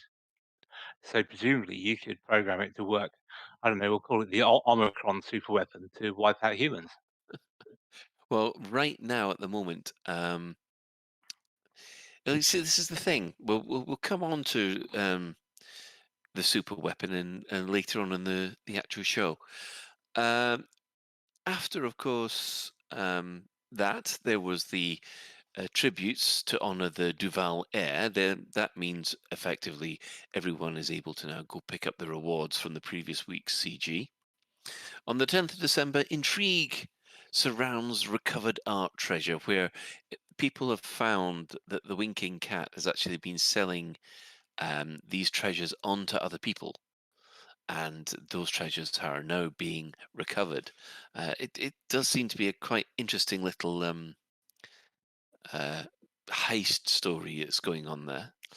And then the big news which happened yesterday is that they have announced the official death of Theta 7. Bullshit. Yes, Yeah. that's what I'm thinking. Does Yeah, anyone surely. actually believe this? Well, no one's ever dead in science fiction, are they? They'll always find a way to get them back somehow. So there's that. I don't know. Maybe they're a clone or something. They'll come back. No one's ever dead. The other thing that springs to mind is, wasn't there I'm not talking about the Salome debacle, but wasn't Salome was supposed to have been killed earlier because they found wreckage of her cutter or her clipper or something like that, and she then reappeared somewhere else. So Yeah, wasn't this she? isn't a wreckage of a clipper though. That he was found in. This is like what the only sort of like putting paid to that is watching him press a button and then a megaship exploding.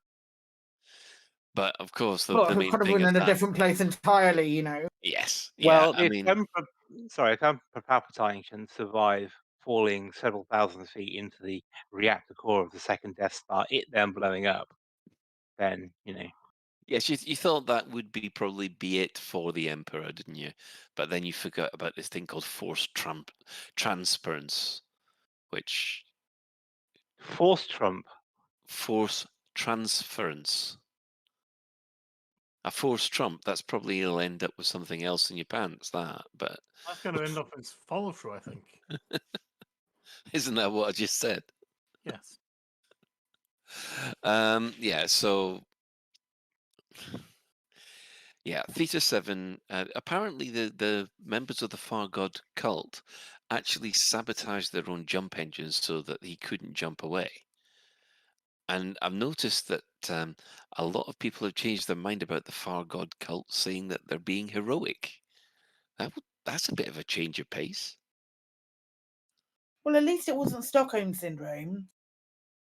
True, because then they'd be all after the Empire, wouldn't they? I mean, who isn't nowadays? It does feel no. Actually, people seem to be against the Federation because that's the superpower that shrunk the most. I mean, it's all apples and oranges, Colin. Yes. Right. Wintermute GB says, spoiler alert, how many times does Duncan Idaho die in the Dune novels? It's like Kenny. Oh no, they've killed Duncan Idaho. You bastards. He'll be back next Kenny's book. been dead. Kenny's dead for real now. Until next time. No, I think they properly killed him. That's part of the point, though, of Duncan Idaho is he does keep getting reborn, and eventually, becomes who he needs to be. I've only ever read the first book. I thought I couldn't face any of the others. Okay. No, don't get me wrong. I actually enjoyed the first book. It's just that I looked at the second book, which was even thicker, and went, "Oh, no." No, the second book is thinner. The third book is thicker. Well, then I saw one of the Dune books and went, "Oh no, it looks too much than my poor brain can handle."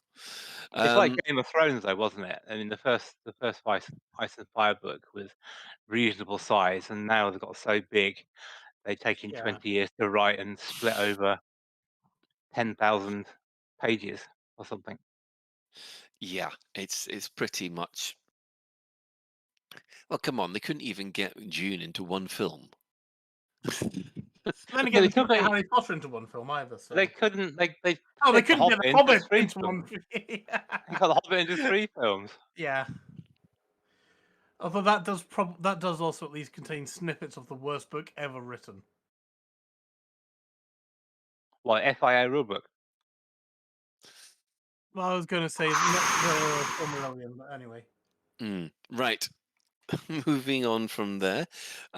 Obviously, today, Salvation fired his super weapon, and it wiped out 3 systems worth of Thargoids.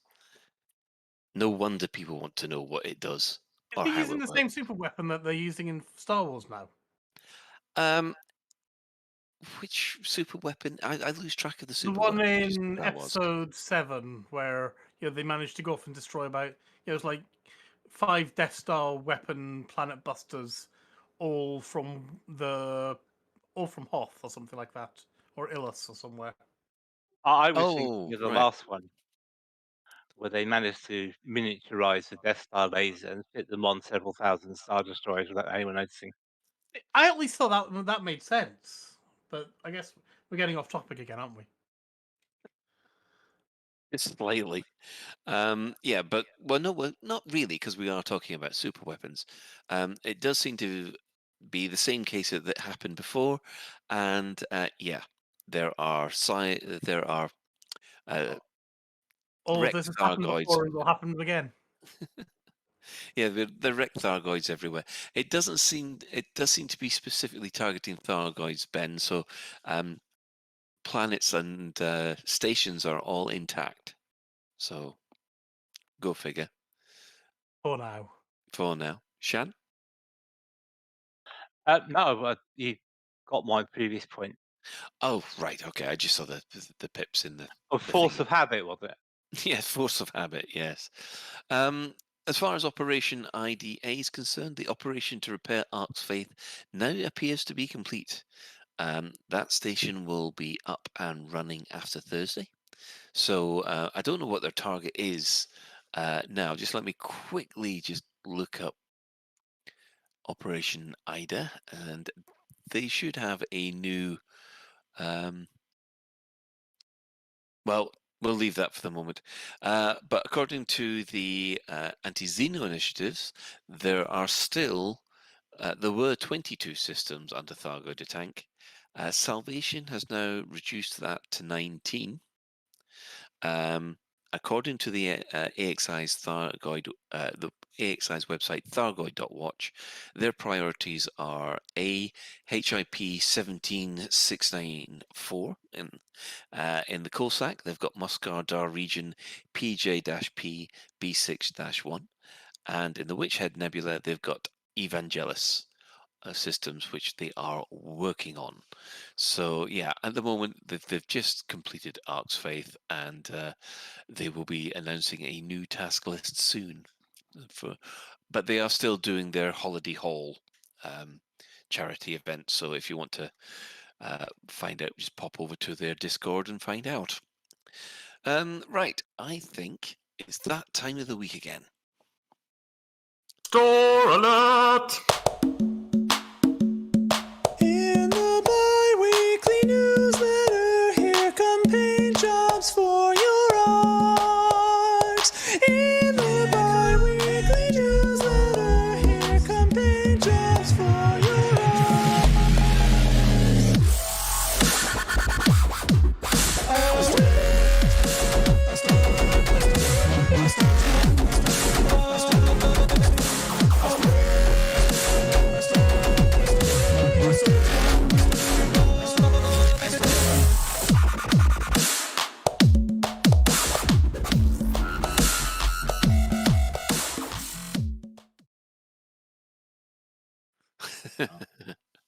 Uber Mick won the bet. Uber Mick. Oh, were they all taking bets about with the the correct version? Yeah. Paul Archer says he went to grab a coffee, could hear the bass in the kitchen.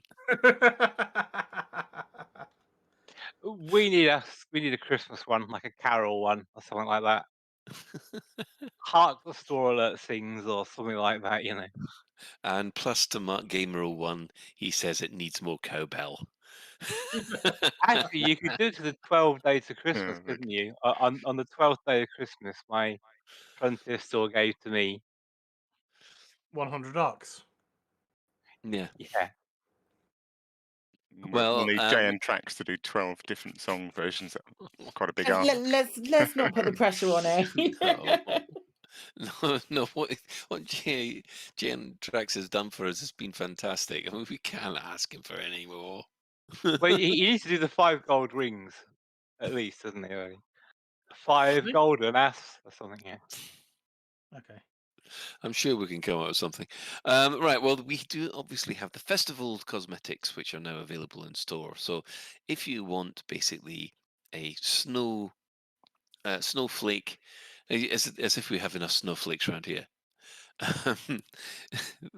snowflake style skins, they're available in the store for 2,220 arcs. Nice round number. But we do have bobbleheads as well. We've got a snowflake bobblehead, a Santa Claus bobblehead, the Christmas tree bobblehead, which was quite popular right at the very beginning, snowman bobblehead, candle ornament, a cozy fireplace ornament, or a festival gift ornament. Sean, you want to talk about bobbleheads? Well, yes, I was going to say, do you remember when the letters were for Christmas and you couldn't change your cockpit ornaments until you docked and did delivery?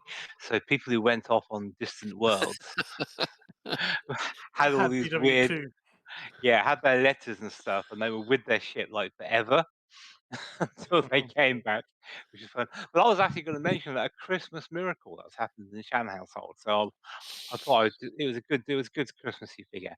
The Christmas miracle is, if you remember Hobbs, our Bengal cat. Yes. How can we forget Hobbs?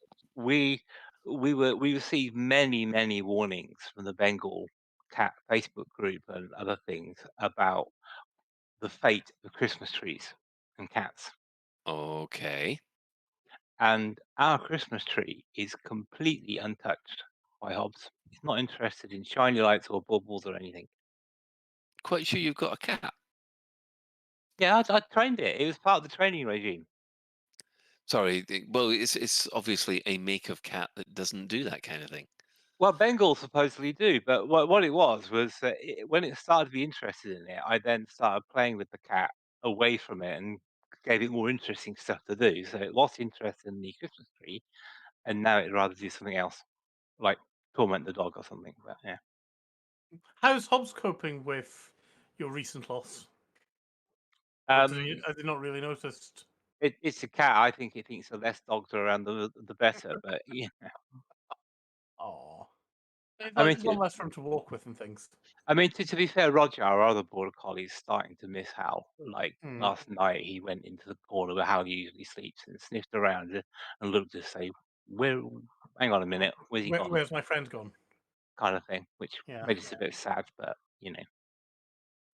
Yeah, Mark, that's the third one that Mark Gamer has just reminded me of, because they've said on the chat room, all I want for Christmas is a fixed friend / full recognition for combat. Yeah, because that'd be nice. yeah, that's the third major bug that Update 9 seemed to implement, which I did notice we kind of shot and killed poor Mac Winston earlier. Did you? Was he Yeah. a friend or a foe? He was apparently a foe. Oh. You sure about that? Well, he was red. Oh, right, fair enough then. Sorry, Mac, apparently you had that coming to you.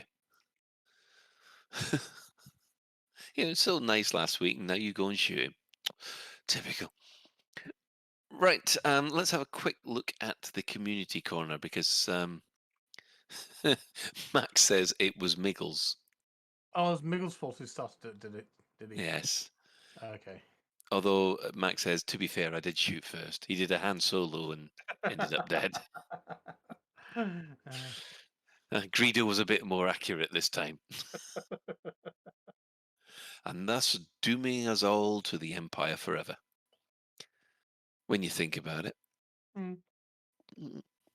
Anyway, moving on to the community corner. We're not doing a main discussion this week because, yeah, well, we've had update 9. The first thing that we're going to point out here is we've had a rather shocking, well, not a shocking incident, but a rather unsettling incident happen on Reddit. The Too Long Didn't Read version has had a commander who's been involved in a BGS war with a player faction for about 1.5 months, and has successfully reduced that faction's influence, as you can with the BGS. However, that faction has found out who the commander is in real life, and has then contacted the work about harassment and extortion. The main problem with this is, of course, we have to go back to Psykit's point that this is just a game. Yeah, beefs in the game have to stay in the game. Psykit? Fucking game! What the shit? I'm so angry about this, and you guys pointed it out to me. I don't go on Reddit, it's a silly place. And you guys pointed this out to me, and I'm very angry. It's so I know. hideous to even think that it's bad. Like we put ourselves out there on the internet. We do the thing. We put ourselves out on the internet, and some of us do more so than others. But it's really scary to think that things like this have other repercussions on people, and people can just take stuff so far. Yeah. And take something which is supposed to be this moment that brings joy to people and twist it in such a way. Yeah, they're having to go at your this person is having to go at your BGS, then just work the BGS back. Why are you taking this off? It's so frustrating to see when when people just take things out of game, or the other thing as well is take like disagreements that you've had out of game. So for example, I've seen people that have been banned from other players' communities and things like that, then taking that grudge and trying to recruit people to mess with them in game as well. It like keep the stuff in game, and don't take your beef out of game, or take beef that is made out of game in game. Yes. Don't be fucking children, be adults. Yeah, funny thing is though, is when this commander put the put this list up about, or his complaint was, it didn't take long for the faction to be named and shamed, which technically you're not really supposed to do, and it was a great motivator for, I think, 200, 300 people to all volunteer to go after this particular player organization. So their BGS has just taken a major hammering over the last 48 hours. So yeah. It's hideous behavior from adults. Shan. I mean, I completely agree what Sai was saying. I would also add into this is a slightly less severe version of swatting someone, isn't it? Yes. I mean that is a whole new level of just arseholery. What are the actual repercussions if somebody calls a SWAT team in on you, and it turns out to be completely bogus and things like that? In the UK, it's, and I was just trying to look at the law on it, so someone's bound to correct me, but it is now a criminal offence to do that against someone. So, I'm just wondering, is this actually not more serious? Because if your HR company goes off and says, well, Shan's this complete a-hole in a game, therefore he's obviously a complete a-hole in real life, we're going to fire him. That sounds more serious to me than the police coming along and knocking on your door, or a bit more enthusiastically. Depends what country you're in. Yeah, a bit more enthusiastically than that, possibly.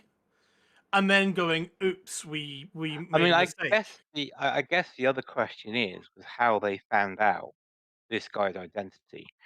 Is if they socially engineered it, then you could possibly be open to a Computer Misuse Act prosecution.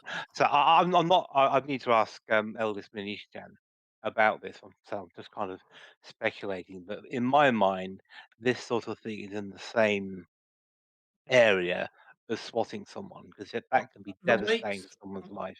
The late Mac Winston is telling us that in the US, people have actually been shot during a swatting incident. On stream, wasn't it, as well? Didn't they get shot on stream? Well, no, there's been two major incidents. First, the major incident was someone did get shot on stream, which was horrific. And the other incident was that one guy said he was going to swat the other guy. The other guy laughed at him, told him, "Oh, this is my address," but it wasn't. It was a third party's address who had nothing to do with this whatsoever. Police turned up at this third party's address and basically gunned down the guy on the front of the porch who'd come out and said, "What's going on?" and didn't apparently put his hands down fast enough, or his hands up fast enough. And that was enough for one of the officers to shoot. So basically, a perfectly innocent man who didn't have anything to do with either of them got gunned down because basically of that kind of incident. At the risk of getting political here, is that more on the police involved or the people being dicks and reporting wrong addresses and things? I would say it's a horrible case of a horrible escalation of stupid circumstances. I haven't had any experience of the police in America. Well, I have, but not in that way. Every single police officer I've come across in the States has been quite polite and courteous, probably as soon as they heard the accent. But for some reason, they seem to like Scottish people over there. They probably think you're Irish, but it's fine. Yeah, I'll say that. Actually, it's quite true that, yeah. But yeah, if I look different or sounded different, I might get a different response. Yeah, because I think English people in general sound like Australians. The number of times I've been over there, oh, you're Australian. No. Anyway, moving on. This is if it's as written in Reddit, because we have to be neutral here, is that all we've got is a Reddit post. We haven't got any personal experience or knowledge of the background to this other than the Reddit post. So I would suggest people avert themselves from commenting on that, because if it does arrive in illegal or anything like that, then you doing stuff may well jeopardize the guy's case. Anyway, so I'd suggest sort of just reading it and laying off the comments and let hopefully the authorities deal with it. Yeah. Right. Well, moving on from there to something a little bit more uplifting. Orange Phoenix has done a Lego Thargoid. We do love a good Lego ship here, but this was the first Lego Thargoid. Looks painful to step on, to be honest. And I do have to take issue with something that went out on Lave Radio Twitter. I do believe, Ben. Yeah, Thargoids are our friends, not No, they're foes. not. They're not. We are taking a neutral stance on this. Yeah, your neutral stance involves a gun. Mine involves a hug. That's neutral. Actually, you know what? I think you should go and hug a Thargoid, Ben, and see how many If I limbs could- you've got left If I could afterwards. hug a Thargoid in game, I would.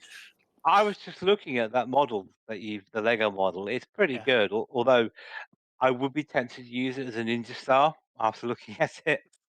I don't How think it come? would have survived the first throw. I've got an image of South Park going through my head at this moment in time. Yeah, Miggles has said Thargoids are food, not friends. He's been Why South Thargoids Park? again. Are you imagining Ben with the Lego Thargoid embedded in his skull after I've thrown it at him or something? I'm saying nothing, but that is a good mental image to have. Sorry. Yes. Alec.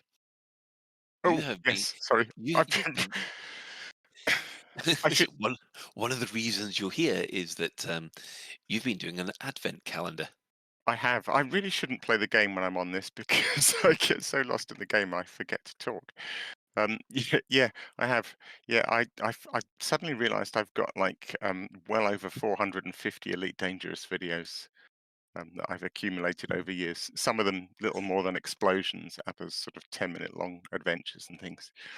So I thought I would pick out 25 and release one a day for Advent. So we're on to Advent number 14 today.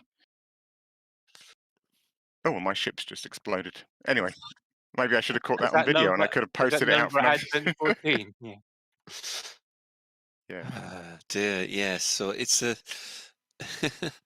Yeah, so people can find that on Twitter, #AlexEDAdvent, and it's also on the forum thread. There's a forum thread for it. Excellent news. Right. Obviously, Commander Beetlejude gets a special mention as she's done the latest video of her creating Commander Joe Bug's T6. I always like these speed up art videos. It's like all the Bob Ross stuff, but without all the relaxation commentary. And obviously, we're going to finish up on this one. Is that now that the hatchbreaker bug has been fixed after so many months, Graphic GB has put a video up in the forums showing how to raid the megaships. This applies to both Horizons and Odyssey, and it means one of those most tense missions can be started to play again, and that's because it's the Thargoid is rescuing civilians from a crippled megaship that's still under attack by Thargoids. That is really one of the most tense missions that I've had to deal with, to be honest. See, I think they should add an alternative to that mission type. All right. I think we should be putting people on a crippled megaship under Thargoid attack to sort of offer them up to the Thargoids. So basically, you pick passengers up, dump them on the ship, and go, there you go, Thargoids, have fun. And if you've got any send them to Essie and Dawn. I wonder if Essie and Dawn has a deal with the Thargoids to get more escape pods. Definitely a pie shop. Yeah, pretty much. Anyway, I think moving on from there, we have our mostly clueless section. Ben, did you put in this one? Oh, was Ben busy? Has he been shot? Nope, we're all standing in the bar. Oh, he's propping up the bar. Oh, well, never mind. The Bio Trader has... This comes from the Bio Trader. If you have a curiosity about Thargoids, come to the Pleiades Nebula. It's safe. You'll never been interdicted. You want to experience it. Oh, hang on. If you've never been hyperdicted and want to experience it, just come to the nebula, and once hyperdicted, don't do anything. Just stand still, speed to 0, pull your composition scanner, and you can even scan them, and wait until they reach you at 500 meters. They won't kill you if you just scan them. It's all bait and not true. Don't take too many selfies, else they will start to get red hot.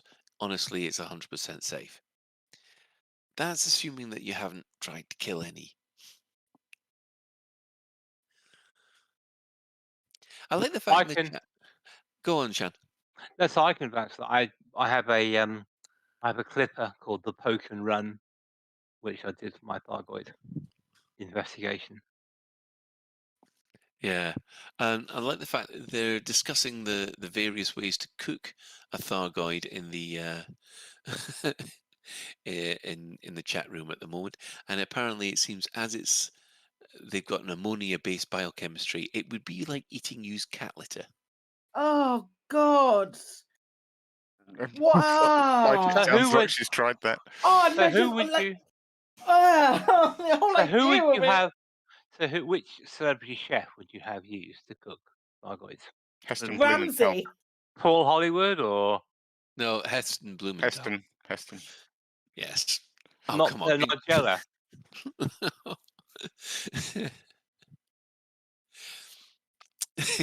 Is Keith Floyd still alive? Well, he wouldn't be after eating a Thargoid. There's your own Keith Floyd drinking game. Okay, let's move on to... Well, the bikers, wouldn't you? You could have the fat biker guy. Yes. Moving on. The 2 hairy bikers. The hairy bikers, yeah, there you go. The hairy truckers cook Thargoids. Yeah, we'll pass that on to the Hutton Orbital Truckers. Isn't it Amelia who does all that kind of stuff?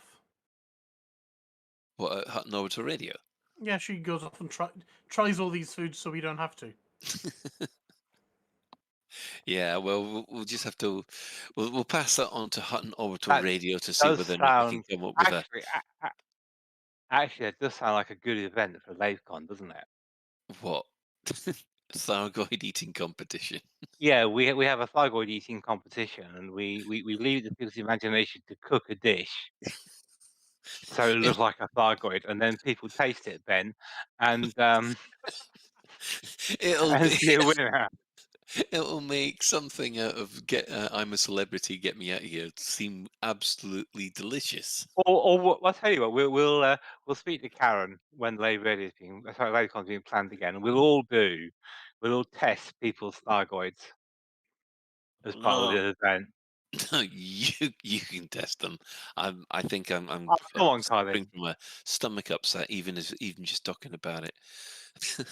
Yeah, but what? I mean, they're not going to do any poisonous or dodgy. I suspect do lots of calamari, but you know. See, well, that's the thing though. Thargoids are insectoids. I haven't got a problem with that. Yeah, I'm picturing something like, I don't know, locust flavor ice cream or something.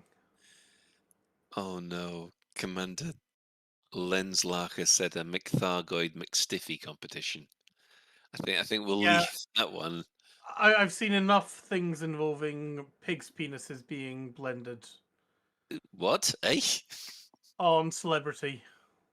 Oh my I god. like the way how you added on celebrity about 5 minutes after you said it. Yeah, I was going to say, what YouTube channels are you subscribed to? No, I was watching I'm a Celebrity, Get Me Out of Here with my kids, and one of the things they had to drink was a blended pig's penis. So the thing is, though, if you're not told what it is, you wouldn't mind, would you? I would still, even if I didn't know what it was, I think I would still probably be gipping. Probably a bit drinking. salty. Yeah, I mean, I know. Oh, Five Guys, I think it is, do a bacon flavor milkshake, don't they?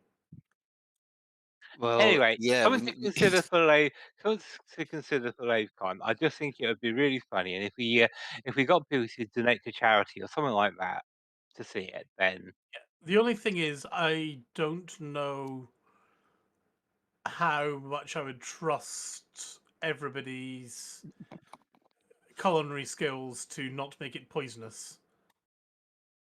Right, shall we move on here? Yeah. Oh God, there's this size smutty bit, but I'm not quite so sure whether or not we want to. Does I even have anything? We haven't done it for months. Why is it still in there? I don't know. Right, has anybody got any other? Yeah, I was going to say, size smutty bits is now expanded to encompass the entire show. It's the whole show. It's fine. That's how it works. That's fair enough. We did it, Reddit. We did it. Oh dear. Right. Does anybody have any other business that they'd like just discuss for a couple of minutes? And don't mention the F1, whatever you do. Oh, I do. Okay. I do. We Flight Assist have got their Christmas party on Sunday. Excellent. We're doing for our sins. We're doing like a show where we talk about how we got our families, or like we managed to introduce other people to Elite, and the methods by which we did it, and the friends we have made along the way, spreading a little bit of joy and happiness this festive season. And if that doesn't make you want to vomit, I don't know what will, but I'm pretty sure it'll be good. It'll be good fun. Shan? I was about to go for the Thargoid thing. Is that you could use what the substitute Klingon gas for in Star Trek. So basically, you've got worms and whatnot. I still can't believe that they had Riker actually eat one. Ah, dear. Right. I do know in The Expanse, every time they're being sick, it's vegetable soup. Oh, I really, really would rather not talk about vomit.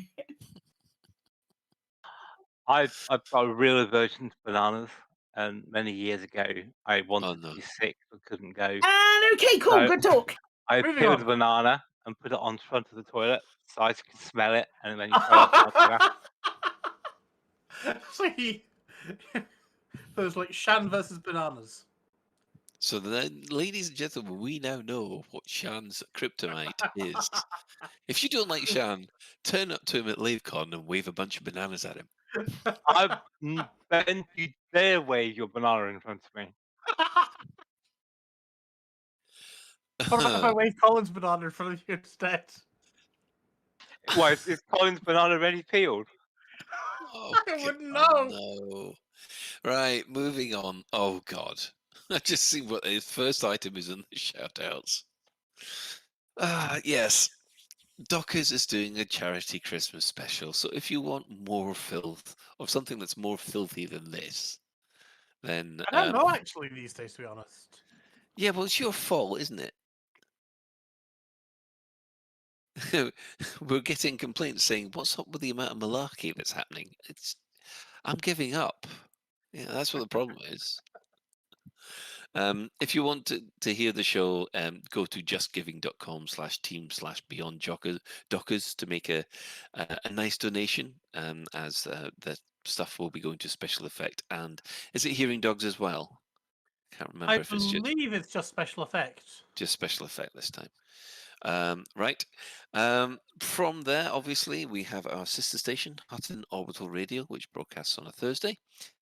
from 8:30, and you can tune into that at twitch.tv/Hutton Orbital Truckers, or if you just want the audio, go to radio.forthemug.com. We'll have to see if they've come up with any Thargoid recipes. For the discerning commander who likes a bit of CQC action, check out the CQC Discord at discord.me/EliteDangerousCQC. We're also giving a shout out to the following Elite Dangerous podcasts. So, hi to Alograb AM, Black Sky Legion, the Canon podcast, Spanish speakers have the Elitecast, Fatherhood podcast, obviously Flight Assist, which Psychit's just mentioned.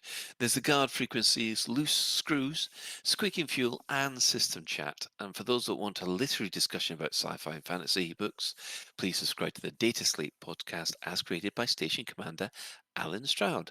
Now, following this, thankfully, we have the latest Galnet News Digest as provided by Commander Wotherspoon with Commander Beetlejude. And we'd just like to thank everybody who has added their own level of filth into the Twitch chat. And how many in-game commanders have you been shooting then, Ben and Alex? We've had quite a few. We've had Chris has been here, Miggles is here, Mac's been about, Little Bigion's been about, Commander Happy Monkey's here. I saw Stephen Usher, I think, earlier, though I can't see him now. There's been a fair few. Yeah, it's been fun. Far too distracting. Sorry about that. And yeah, Alex just drove past the window. Yeah. Oh, back to the shout-outs. I completely missed this one out. Commander Scorpius. He did a whole load of shenanigans on Sunday with tons of commanders on foot, all in the same place. So if you go to his Twitch chat channel, his Twitch channel, which is twitch.tv's Commander Scorpius, you'll find quite an amusing attempt at trying to get into space on foot and other activities.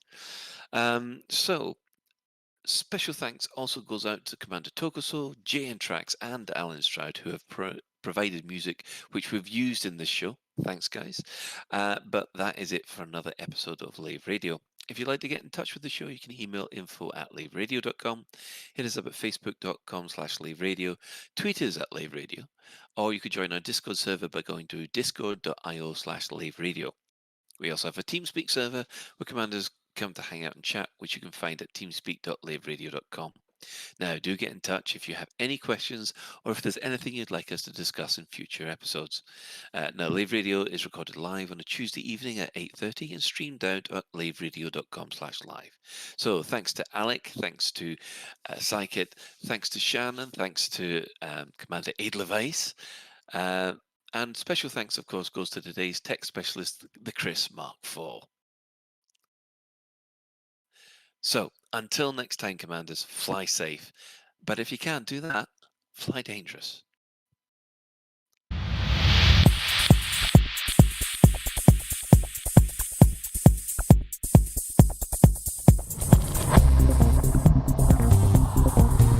Is your life like this? Sounds like someone having an orange inserted.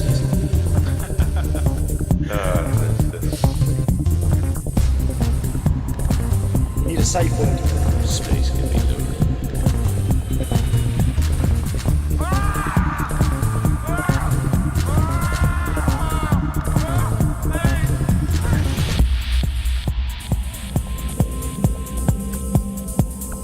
I'm gonna see the galaxy.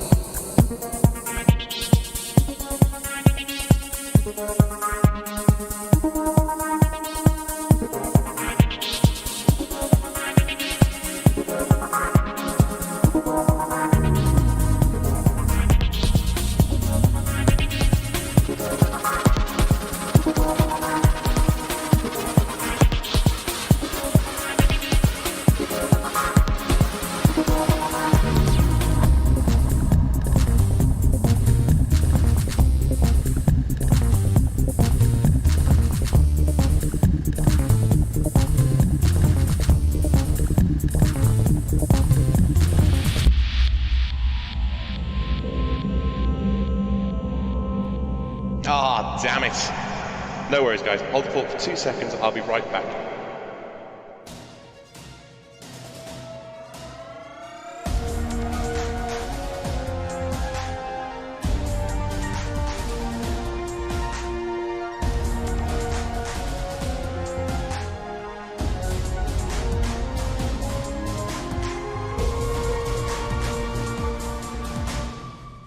Galnet News Digest, 14th of December 3307. We read the news so you don't have to. In this week's news, bad news for Thargoids. The 10th Martyr. The Mystery Cat. The campaign for better doors.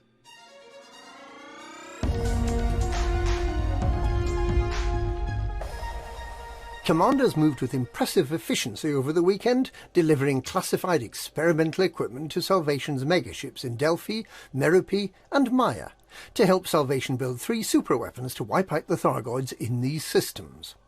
And today, the fruit of their labours was realised, with up to 1/3 of the Thargoids in each system destroyed and the rest forced to escape.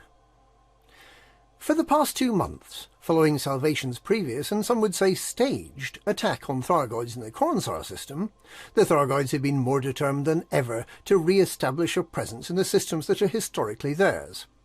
And despite their best efforts of anti-Xeno pilots, the Thargoids have had the upper hand, invading more systems every week than they could be repelled from.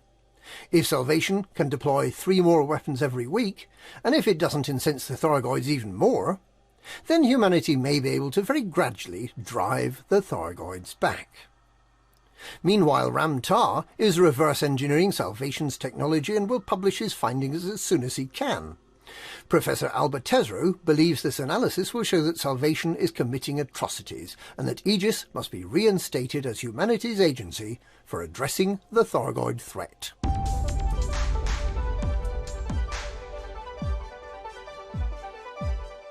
The death yesterday of Theta 7 came as a surprise to many, having perpetrated numerous starport bombings, having been captured by the IISS and been imprisoned, having escaped following a spectacular breakout, apparently with external assistance, and then gone into hiding as a monk on board a megaship run by people hoping to meet their god and to be turned into Thargoid-shaped angels, all in the name of re-establishing a republic that was overthrown more than 1,000 years ago, giving up the fight and blowing up a ship full of religious weirdos who have no connection with the Empire and who nobody cares about. Seems rather out of character. Did he really kill himself? There's a video showing him detonating the explosives that resulted in his death, but it could easily have been faked. There are bound to be conspiracy theories, and even if he did die in the destruction of the Sacrosanct, it's far from clear whether we know the identity of the senior Imperial benefactor who arranged for Theta 7 to be sprung from the interrogation centre. Was it really the Landgrave of Madrid who did that?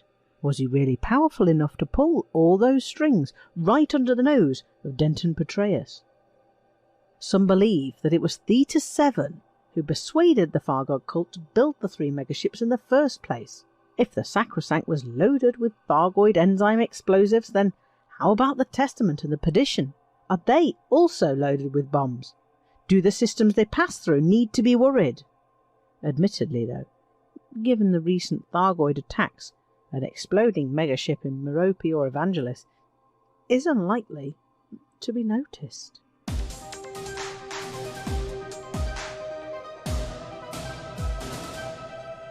The Winking Cat has been selling his priceless stolen artworks, but no one really understands why. Elias Matahis and Zachary Rackham are just 2 of the fabulously wealthy business people who've managed to buy art from the elusive thief, and they've apparently paid huge amounts of credits for the privilege. Matahis, who has since been relieved of his stolen purchase by the Federal Intelligence Agency, claims he spent 22 billion credits for the stolen Okeke Terra Absentia, artwork so famous it could never be exhibited. The Winking Cat has never before sold his stolen art, so what is he up to? Is he planning a spectacular piece of performance art that's going to cost billions of credits to stage? Or is he planning an act of supreme generosity? Perhaps he plans to buy every commander a Cobra Mark IV as a sort of joke.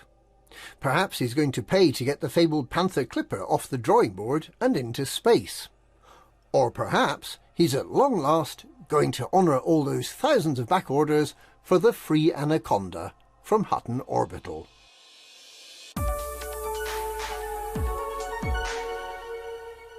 Commanders who choose to conduct their business without owning a spaceship are missing out, and it's all because of the doors, or rather, the lack of them.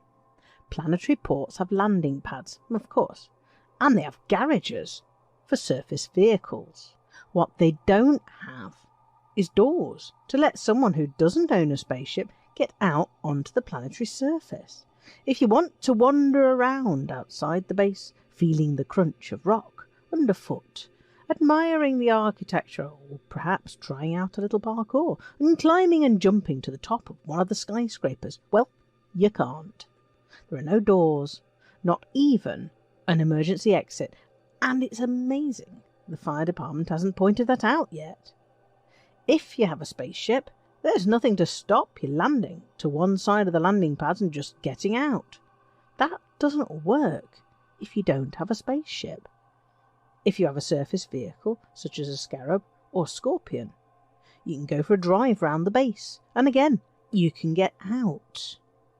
But if you don't have a spaceship, you're not allowed to own a surface vehicle either. Can you take an Apex taxi? No. They're happy enough to pick you up from anywhere on the planet's surface, but the only place they'll drop you is at a settlement.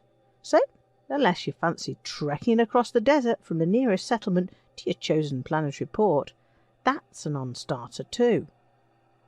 Join the campaign for doors in planetary ports. Help your fellow commanders get outside.